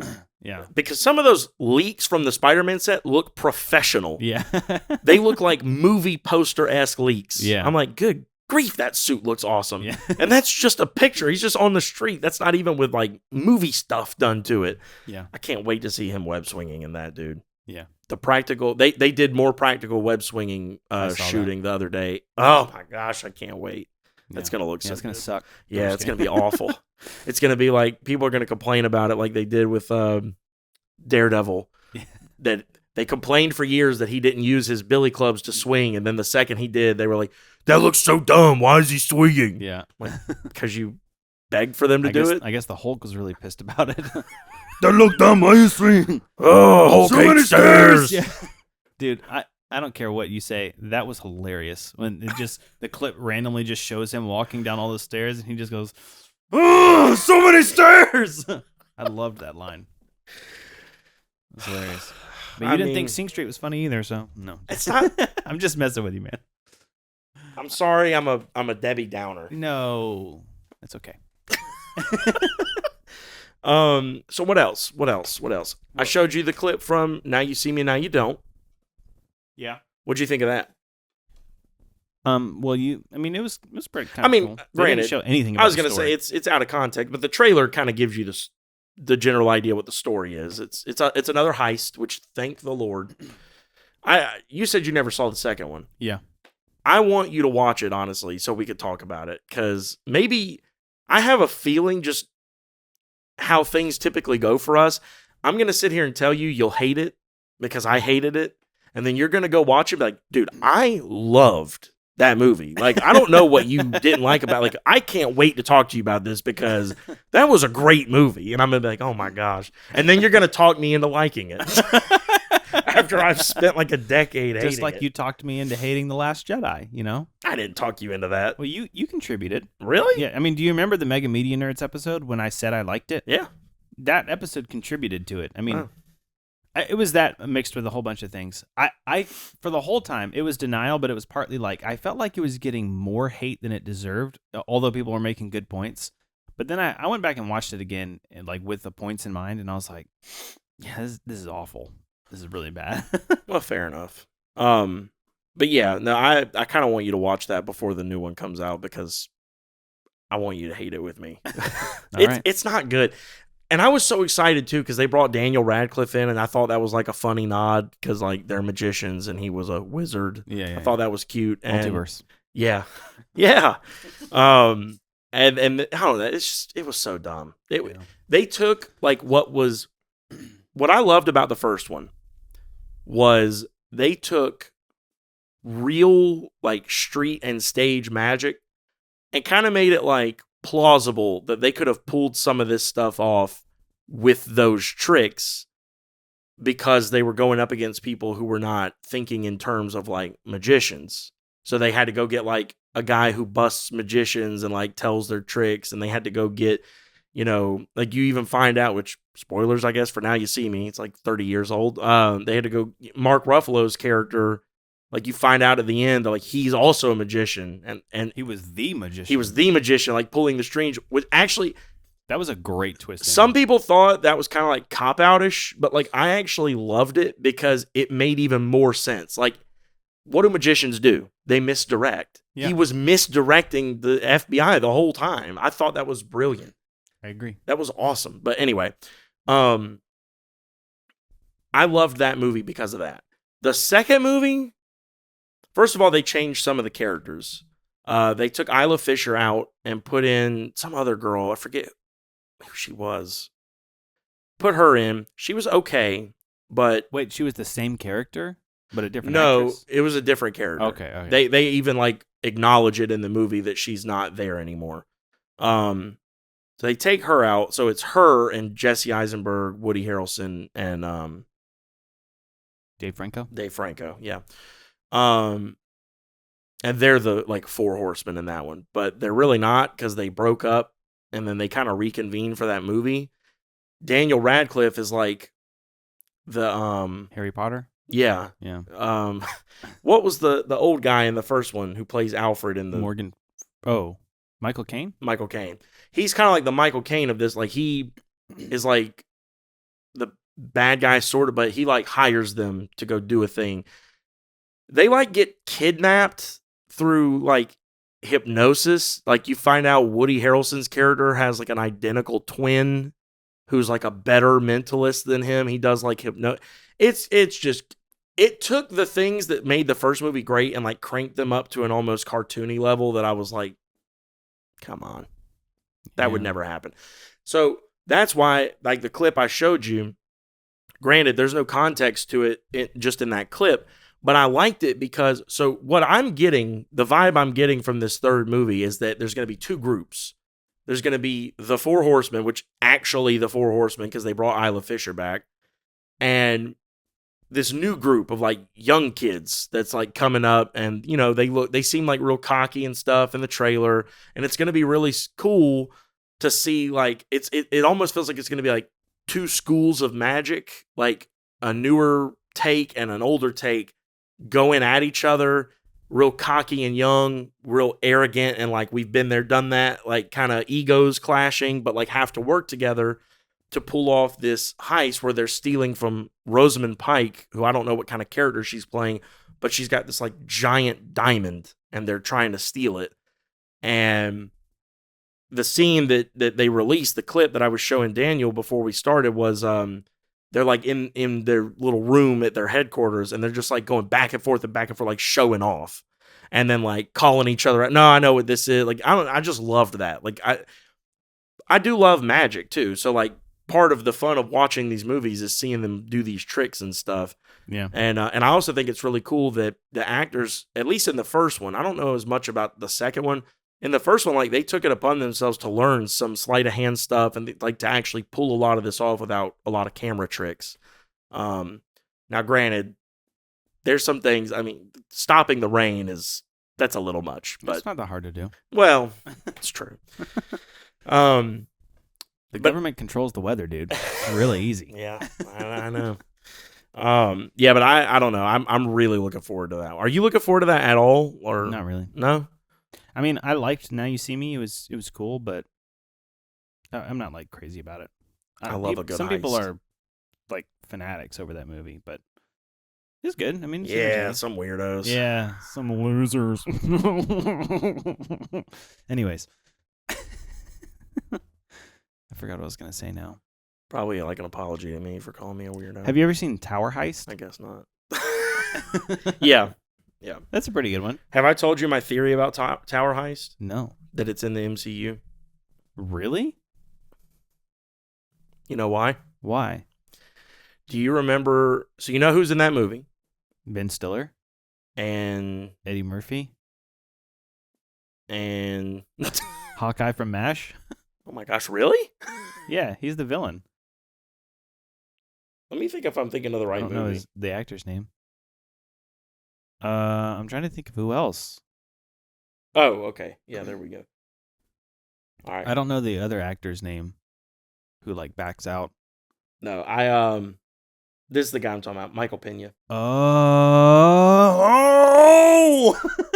So that's awesome. do you? And he's like the same character. Yeah, and do you remember in Ant-Man when he's telling Paul Rudd to tell T.I. and the other guy like what he's done, and he's like, I'm not going to talk about my crime, and he tells him how he like broke into this dude's penthouse and did such and such and such, and then drove his Bentley into his swimming pool. Oh my gosh. It's literally what they do in Tower Heist. That's crazy.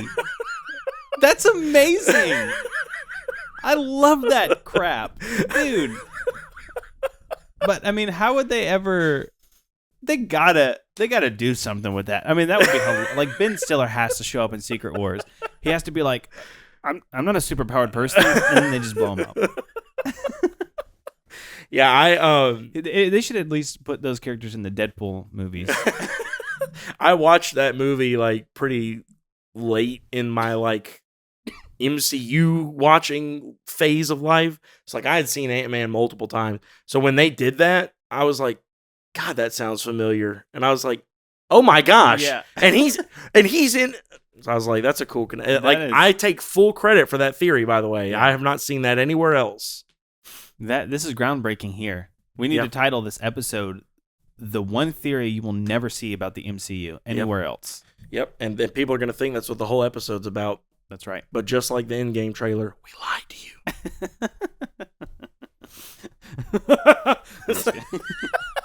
Trying out. Yes. I was trying out a villain laugh. Give me your best villain laugh. I just did. That was pretty good. That's a good one. Mine are more like cackly, like unhinged, like Joker laugh, not like rich. Sorry, guys, I poked him in the side. he does that involuntarily whenever you do that. Oh man. I wish I actually did do that involuntarily. No, you don't. That's true. You'd never be able to go anywhere in public. Oh my gosh. Oh, by the way, speaking of public, I'm just going to say this. I'm going to throw this out there. And I'm sorry. Again, I know I'm Debbie Downer. I get it. I hate the fair. Oh yeah, I hate it too. I hate the fair so Yeah. much. Okay, I'm sorry. I know there's a lot of people who like to go to the fair. Good for you. Go have fun. I hate it. I hate it too. I have to go every year because my mom and my wife like going, and I just honestly don't feel comfortable sending them out there alone. It's a good way to get around that. Yeah. We I think we've mentioned it before, but we're in South Carolina. I don't know about any other state's state fair, but I know ours has had like gun incidents like the last 3 or 4 or 5 years. Yeah. There's always some crap. Like it's gotten to the point now where if you show up after like a certain time, they ID you, everyone going in. Like you have to have your ID with you. And if you don't have an ID, you have to have a legal guardian with you. Like that's how bad it's gotten. And even that hasn't stopped anything because when we were there the other night, my wife almost witnessed a fight between a man and a woman. Wow. Because a man decided he was just going to cut the whole line of people that were trying to get freaking fair food and walk up to the front. And the woman, I guess he thought she wasn't going to say anything because she's a girl. I don't know. But she started arguing with him. And he like got back in her face and was like, I'll fight you. Like, I'll beat you right now. And like 6 cops rolled through on bikes. And they didn't do anything? No, they were looking for him. He went away. Like they got called because of him, and he had already walked away, I guess, because he knew they were coming. I thought you were saying they were riding by as it was happening. They were just like, you better not get mixed up in that. Yeah. Why do I do this every year? No, they were looking for him. Okay. Yeah. No, it was crazy, I'm with dude. you. On top of that, it's expensive. The food is overrated. Way too expensive. I mean, some of the food is good, but it's overrated, especially for how much it costs. I'll say it's overpriced. Nate Bargatze, yeah, that's fair. Nate Bargatze has a joke about how like he can't ride rides at the fair because he's like he gets on it and the first thing he thinks is this ride was on the interstate an hour ago. No, for real. I don't ride anything there. Yeah, the rides are terrible. I mean, it's The food, like, don't get me wrong, it's awful for you.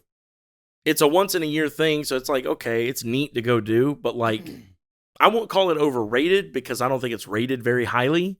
But like, dude, the food is what everyone always talks about. Yes, they're always like, you got to go get the fair food. Yeah, but the elephant ears, the funnel cakes. I don't think anyone's under any impression that it's like, high end. I think it's just like it's junk, and they know it's junk, but it tastes pretty good. So people are like, you gotta go get that donut dog.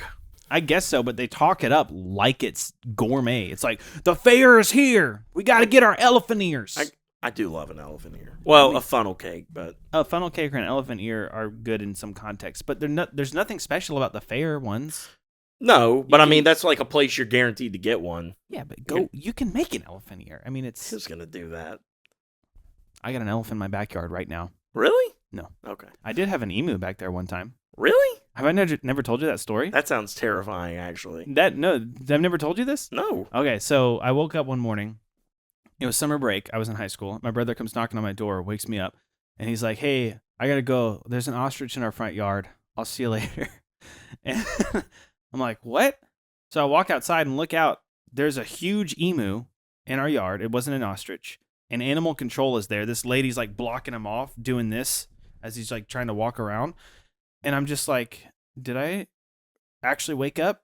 And a few minutes go by that he escaped from somewhere, and they come up to the front door. They're like, hey, we got to keep him trapped in your backyard because we got a machine we got to go get that'll carry, not a machine, but like a certain type of trailer that they can carry him away in. So we brought our dogs inside, and there was an emu chilling out in the back of our backyard for like 4 hours or longer. We were just sitting there. Every time we'd look outside, there's just an emu just walking around. It was crazy.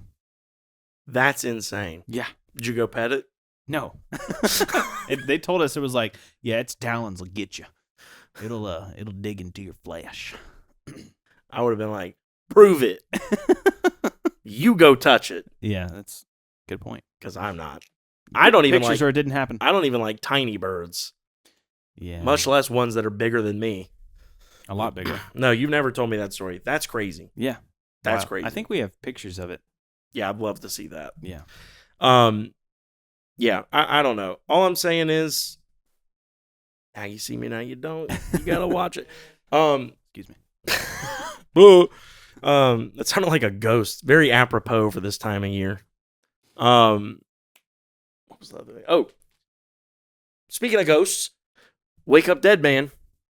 Oh. Getting a very, very, very, very, very limited theatrical release, much like the last one. Yeah. You gonna go see it? Not in theaters. Oh, come on, man. You're letting me down. Well- letting me down. In that case, I definitely won't. Oh, okay, cool. Yeah. I think I'm gonna try and go see it that weekend. Okay. You wanna go with me? I'll get your ticket. After that whole thing. I admire your persistence. What weekend is it again? The weekend of Thanksgiving. Like that. I think it comes out on Thanksgiving, I think. Or that Friday. But I work I'm obviously off for Thanksgiving. I have to work Friday, but I would be going Saturday. I'll think about it. Heck yes. I'll take that as an absolutely gonna happen. It might. I have to figure out what's going on with everything. So yeah. But yeah, so on that, the reason I brought that up, I do have a little bit of news with it. Again, I got to talk to you about one thing before we're done. Just remind me of the thing. Okay. Just tell me. I don't know how to. Just tell me you love me, and it'll remind me. I texted you about it, but yeah. Just tell me what you're going to tell me, and then I'll. Okay.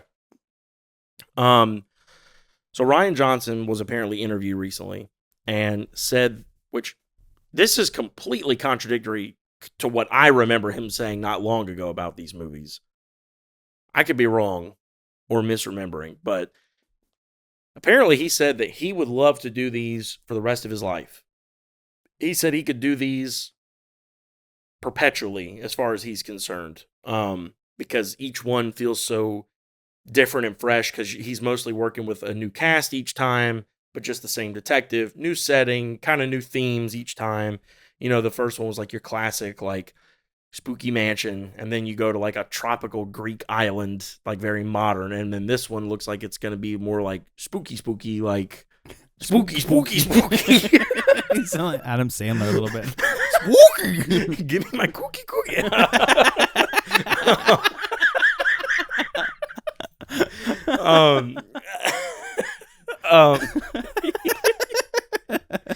This seems like it's going to be like really scary because it's like graveyard related. I don't know if they're going to be in another mansion or what, but so I guess that's kind of what his vibe is on it. I thought I remembered him saying that like he didn't want to do them for forever. But I'm glad that he maybe seems to have had a change of heart, or that maybe I can't remember things very well. What's your take on that? Do you think that the Knives Out franchise is something that could and should continue for a while, or do you think 3 is good? That's hard to say. It's kind of one of those things where like when Mission Impossible 3 had come out, I was starting to think, okay, they've probably done it all at this point. And then 4 completely blew me away. And then from that point on, after 5, I was like, I hope they never stop making these movies. Yeah. So it could be one of those things, but I'm not really like a huge murder mystery fan like you are. But the first 2 were great. And this one looks really cool too. And it's like murder mystery has been a genre that has been around for centuries, and it's still something people absolutely love. Still relevant, at least. Yeah. I see no reason why, just because it's technically the same detective, you're kind of making a new murder mystery movie every single time. So I don't see why they couldn't go on forever. And if people like them, then yeah. That's fair. You know? Mission Impossible to me was like, it was a specifically certain themed type of action movie, and technically it was the same character, Ethan Hunt.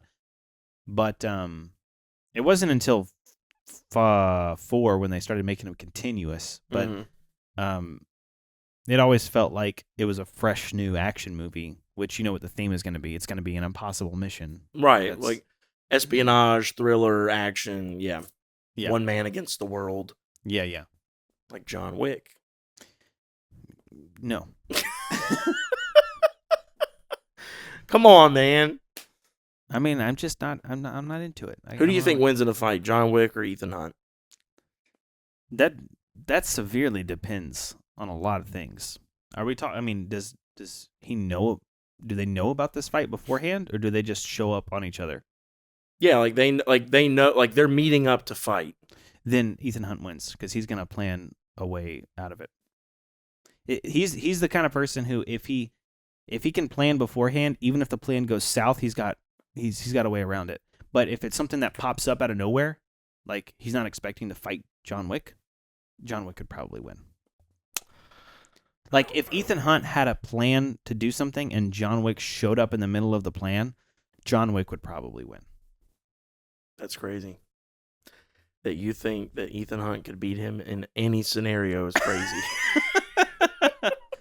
Dude, I mean, come on. Nah, I'm just kidding. Ethan Hunt I figured you'd pick him regardless. I'm actually kind of happy that you're giving John Wick the credit that, like, under certain circumstances, he could probably win. Like, that's fair. No, not even he could probably. Like, he would wreck him. But the thing about Ethan is he has done things. He's, like, died several times. And, like, he's done the impossible things, like, that no one would ever do. And, like, every time in all of his missions, things get worse and worse and worse and worse to the point where you're like, how is he going to get out of this? And he gets out of it. That's the thing he's got going for him. To be fair, that's the power of Scientology.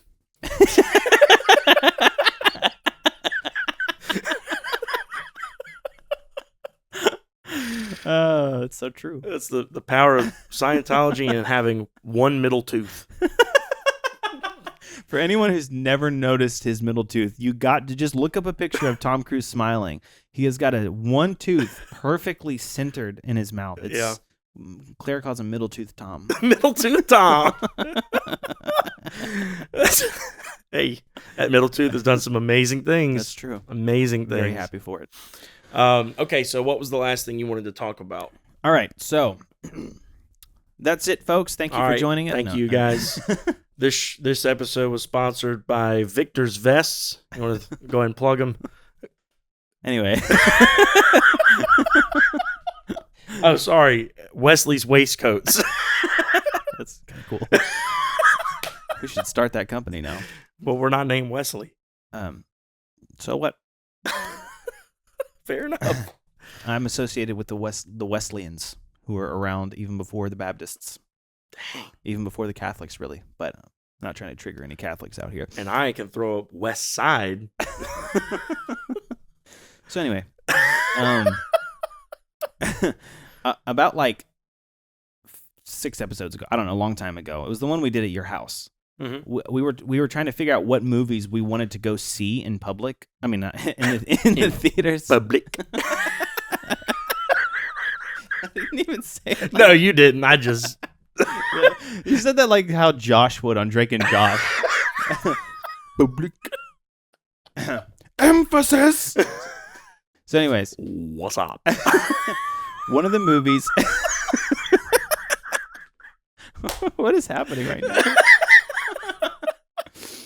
Oh man. And one of the movies we decided to not see in theaters was Karate Kid Legends because we had heard really bad reviews about it, that it just was completely pointless and useless. And so it finally came out on Netflix, and I watched it thinking it was just going to stink. And I was pleasantly surprised. It actually was kind of good, but that's only because my expectations were so low. And this is, again, a promotional thing that they did. Well, it's partly promotional, and partly it did feel a little rushed. There were some things that were stupid about it that if they had done a little more time, they could have really made something cool about it. So, the first thing that I noticed when the big trailer came out, like the theatrical trailer, is like, this is kind of dumb. It's just a carbon copy. So he's a kid moving to a new city with a single mom who faces this bully, and he has to fight the bully in a tournament. It's like the same exact story. And I was hoping for that. And I don't know if you remember, but one of the things that I said that people seemed to imply about it was there were no tie-ins to Cobra Kai, and it came out just as Cobra Kai ended. That's actually not true. So, anyways, what was I going to say? So the movie starts off, and it's pretty much a carbon copy, and I'm like, all right, I see where this is going. I like the way they did it because it was a new style, like the editing and stuff. It felt like a new style. It was a little bit rushed as the plot moved forward. But then things started to change where it was becoming a more unique type of thing. So he's already a kung fu student in China, right, and his mom moves. He's really, really good at it. This is the part that's stupid and doesn't make sense. There's this fighter he had a past relationship with the girl that he's likes in New York, and so that fighter wants to show him up, and he like beats him in school with like no hands. He's like, I'll keep my hands in my pocket, even though this guy's kung fu is like really really good, and this guy is just kind of like a boxer, like MMA. He's a little MMA. It just seems like, why did he lose to him? And also, this is the same story. We've seen this before. But then what happens is we hit the TV again. Then what happens is the kid, I like the kid as a character. He's a fun character. Mm-hmm. The lady's dad owns a little pizza shop, and he got in trouble with this gang that he didn't pay back.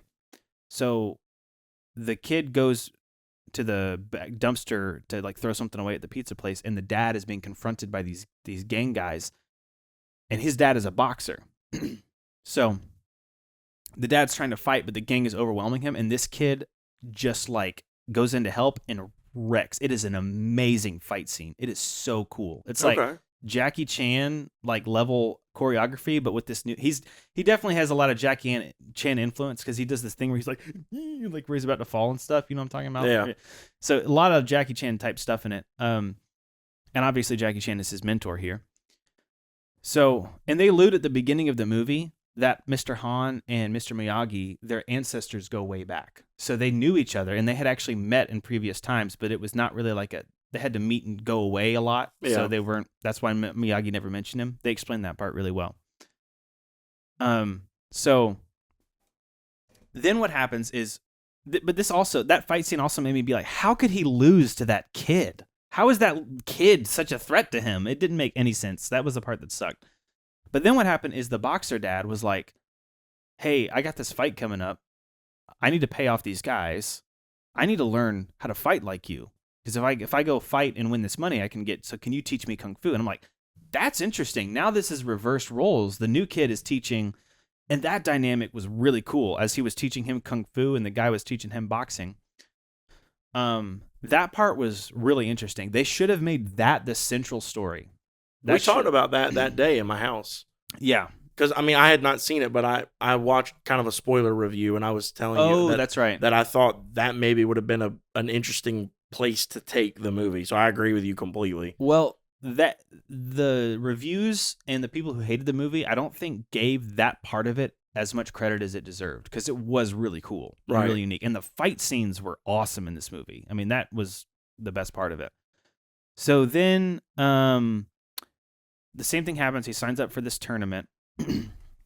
It's like they couldn't decide whether they wanted the boxing plot or the tournament to be the main plot. Mm-hmm. And it's like they should have just gotten rid of the tournament altogether. But then to win this tournament, Mr. Miyagi shows up to Daniel LaRusso's house. He's like, he needs help if he's going to win this tournament. This is the part that didn't make sense to me. Is, you know, we've seen Cobra Kai, and we've also seen Karate Kid and stuff. Like, the kung fu moves that this kid is doing are way beyond anything Daniel LaRusso ever did. Okay, I'm sorry. I love Daniel LaRusso as a character, but even in Cobra Kai, his karate doesn't look that great. Well, can I also say, before you continue, just on that note, and I'm not going to derail, I just want to add, I think a lot of what martial arts is too is the mentality. And I think maybe what they were trying to do is more be like, well, he could bring like a different kind of mentality to his training. Physicality, yeah, it sounds like the kid was doing okay, but maybe that's the route they were going with it. It was a little bit of that, but it was more like they were hyping it up like Daniel's this master who can really help Lee learn something. I'm like, no, Lee needs to teach Daniel how to fight. I mean, it's his martial arts looked so good. It was like awesome. Anyways, this is another part that doesn't make sense. I mean, the team up was cool. The way it happened, it's like, oh, this is kind of neat. But then they're teaching him how to fight and stuff. And the whole time, Mr. Han like basically begs Daniel to come, and he's like, you will come. And then the whole time Mr. Han is fighting him on, it's like, no, that's not how you should teach him how to do it. No, you don't. I'm like, why did you invite him if you didn't want him to? It was just kind of dumb. But they were trying to create this comical, because Lee was getting pushed around and beat up between them as they were arguing. And it was funny. The whole thing is it felt rushed. There were all these really funny ideas, these good ideas. I could see where they were going with it, but it wasn't fleshed out. Right. It felt like the first draft of a screenplay. Right. That just got made into a movie because Cobra Kai is ending and we want to... like maybe a couple movies that were kind of interwoven into one mid one. Yeah. Yeah.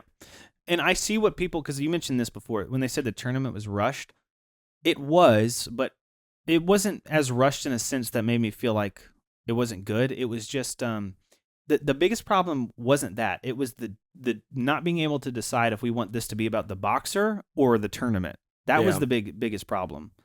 So there were a lot of really interesting, really cool things in this movie that were better than it got credit for, but it was a pretty entertaining movie. I'd recommend you watch it. I think you would have fun with it. Well, I didn't know it was on Netflix, but I'll definitely check it out. I mean, I never had an issue with like watching it. I like you said, we kind of agreed we weren't going to go pay money for it in theaters, but yeah, that's true. It's just the hype after right at the end of Cobra Kai, Multiverse of Mr. Hanan. Again, they hyped it up too much. Yeah. If they would have just made this they shouldn't have even called it Karate Kid. They could have just called it something else. Kung Fu Boy, whatever. And then if Daniel would have showed up and we would have been like, what? Same universe? You know, it's the same thing as the last thing I'll say, and then I'll be done. No, you're good. I'm actually going to ask you something about it. There's a little end credit scene where, because the whole thing is we went to tie into Cobra Kai. That's what we just finished. We've come to love Daniel and Johnny. Mr. Han sends Daniel a gift in California, and he opens the door, and Johnny's in his house. And I probably shouldn't have ruined that for you, so I'm sorry. But that's what I was going to ask. Johnny's in there, and he's like, how did the thing in New York go and stuff? And Daniel's just talking to him about the gift, and then they hint at, like, there's more to come with these characters, which is the biggest thing that I wanted from this. It's like, if you're going to put Mr. Han in here, how is that going to work with Johnny and all of this? And so, yeah. But I don't know if they're going to do it now because the movie flopped so hard, so I don't know. Well, but Cobra Kai was a very successful thing. Yeah. So if they did it, they probably just do it more under the banner of that and then kind of fold in the Karate Kid Legend stuff. But that's what I was going to ask is I heard that there was like a brief cameo from Cobra Kai, a Cobra Kai character, but that the guy I watched review it said it wasn't enough. Like it was like lackluster compared to what he was expecting. So I would agree with that. So I guess that's what he was talking about. Because literally that's what I was going to ask you was who was the other cameo? Because I'm going to watch it regardless, but I've been wondering that for a while and I've just never like looked into it.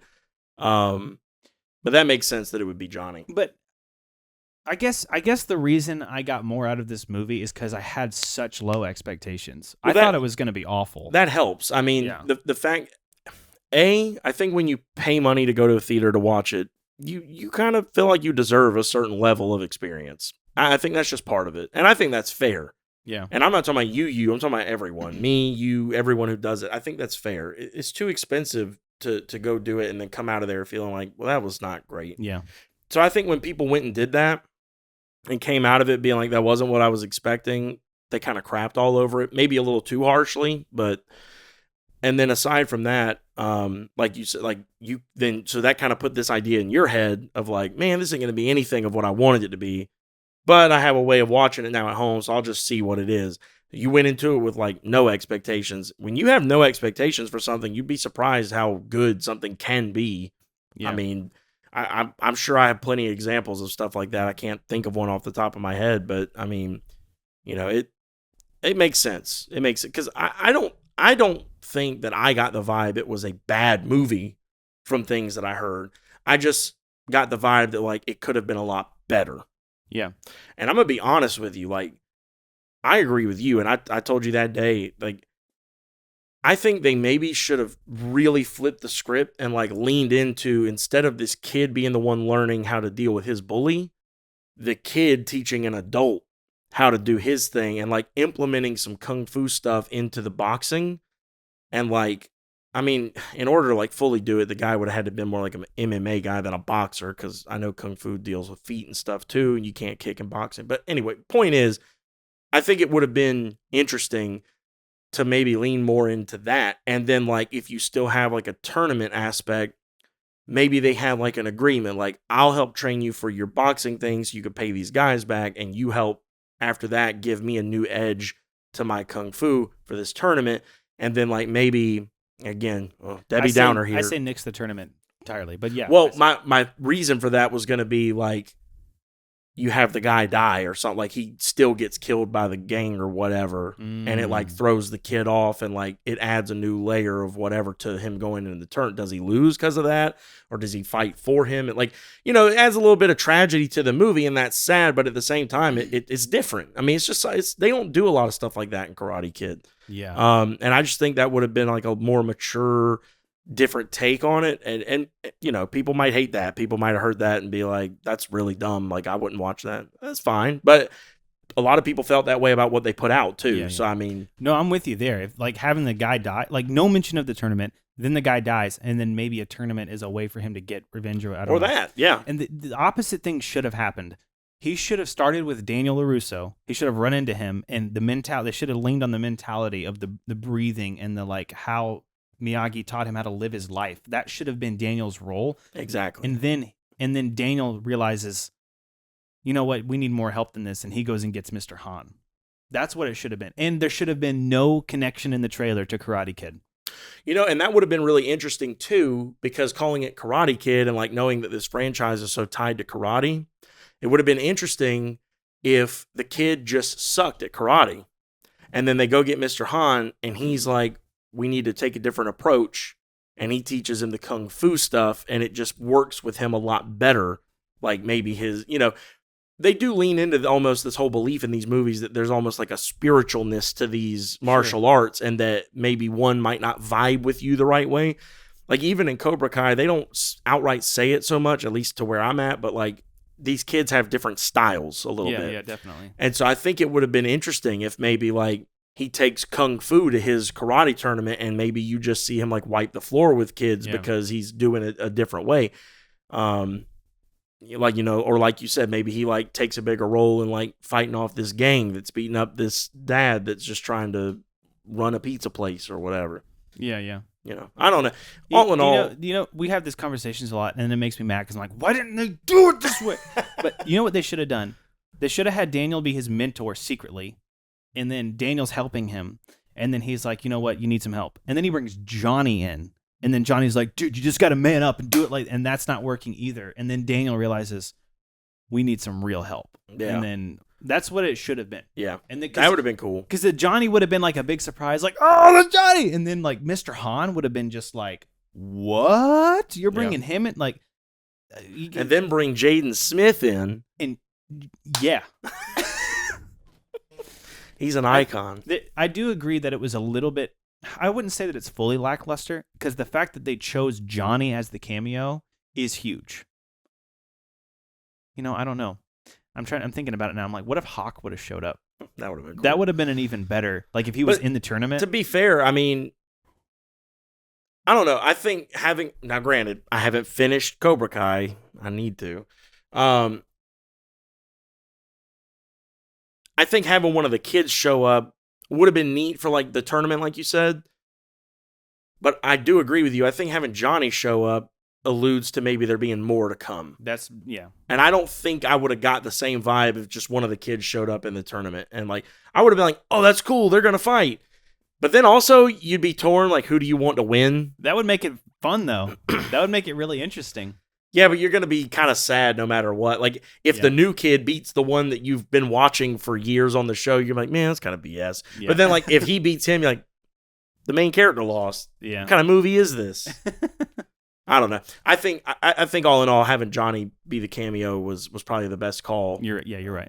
Not to mention just the fact that from what I have seen of Cobra Kai so far, their chemistry, they always have the best scenes together. Yeah. And it kills me because season 1 and season 2 did the same thing, where like the episode before the last one, they have this like bottle episode where they're like forced to hang out for some reason. Like in the first one, he's driving him around in the car. Yeah. And in the second one, they go on the double date. Yeah. And it's like starts off really like rough. Both, it's the exact same. And then by the end of it, they're like kind of broing out. And it's like, that's kind of cool. Like they're like becoming friends a little bit. Got some similar things in common, blah, blah, blah. And then there's always like some crazy thing at the end that happens that like ruins it. And then the last episode's like depressing. Dude, you gotta keep watching it, man. It's got the best finale to a series I've ever seen. I know. I got so much to watch. the Daredevils, the Cobra Kais. When Chris gets depressed, he turns New Yorker. I don't know why. Every time he comes in, Daniel, how's it going? I'm like, all right, let's talk. What's wrong? Yeah. Well, today I was stuck in traffic for 45 minutes. That's not New Yorker. That's more like old, like Jewish New Yorker. I guess there's some New Yorker in that. That's not a New Yorker. It's a New Yorker. Anyway, I think we're up on time. Swag. Swagadopalicious. No, but that was.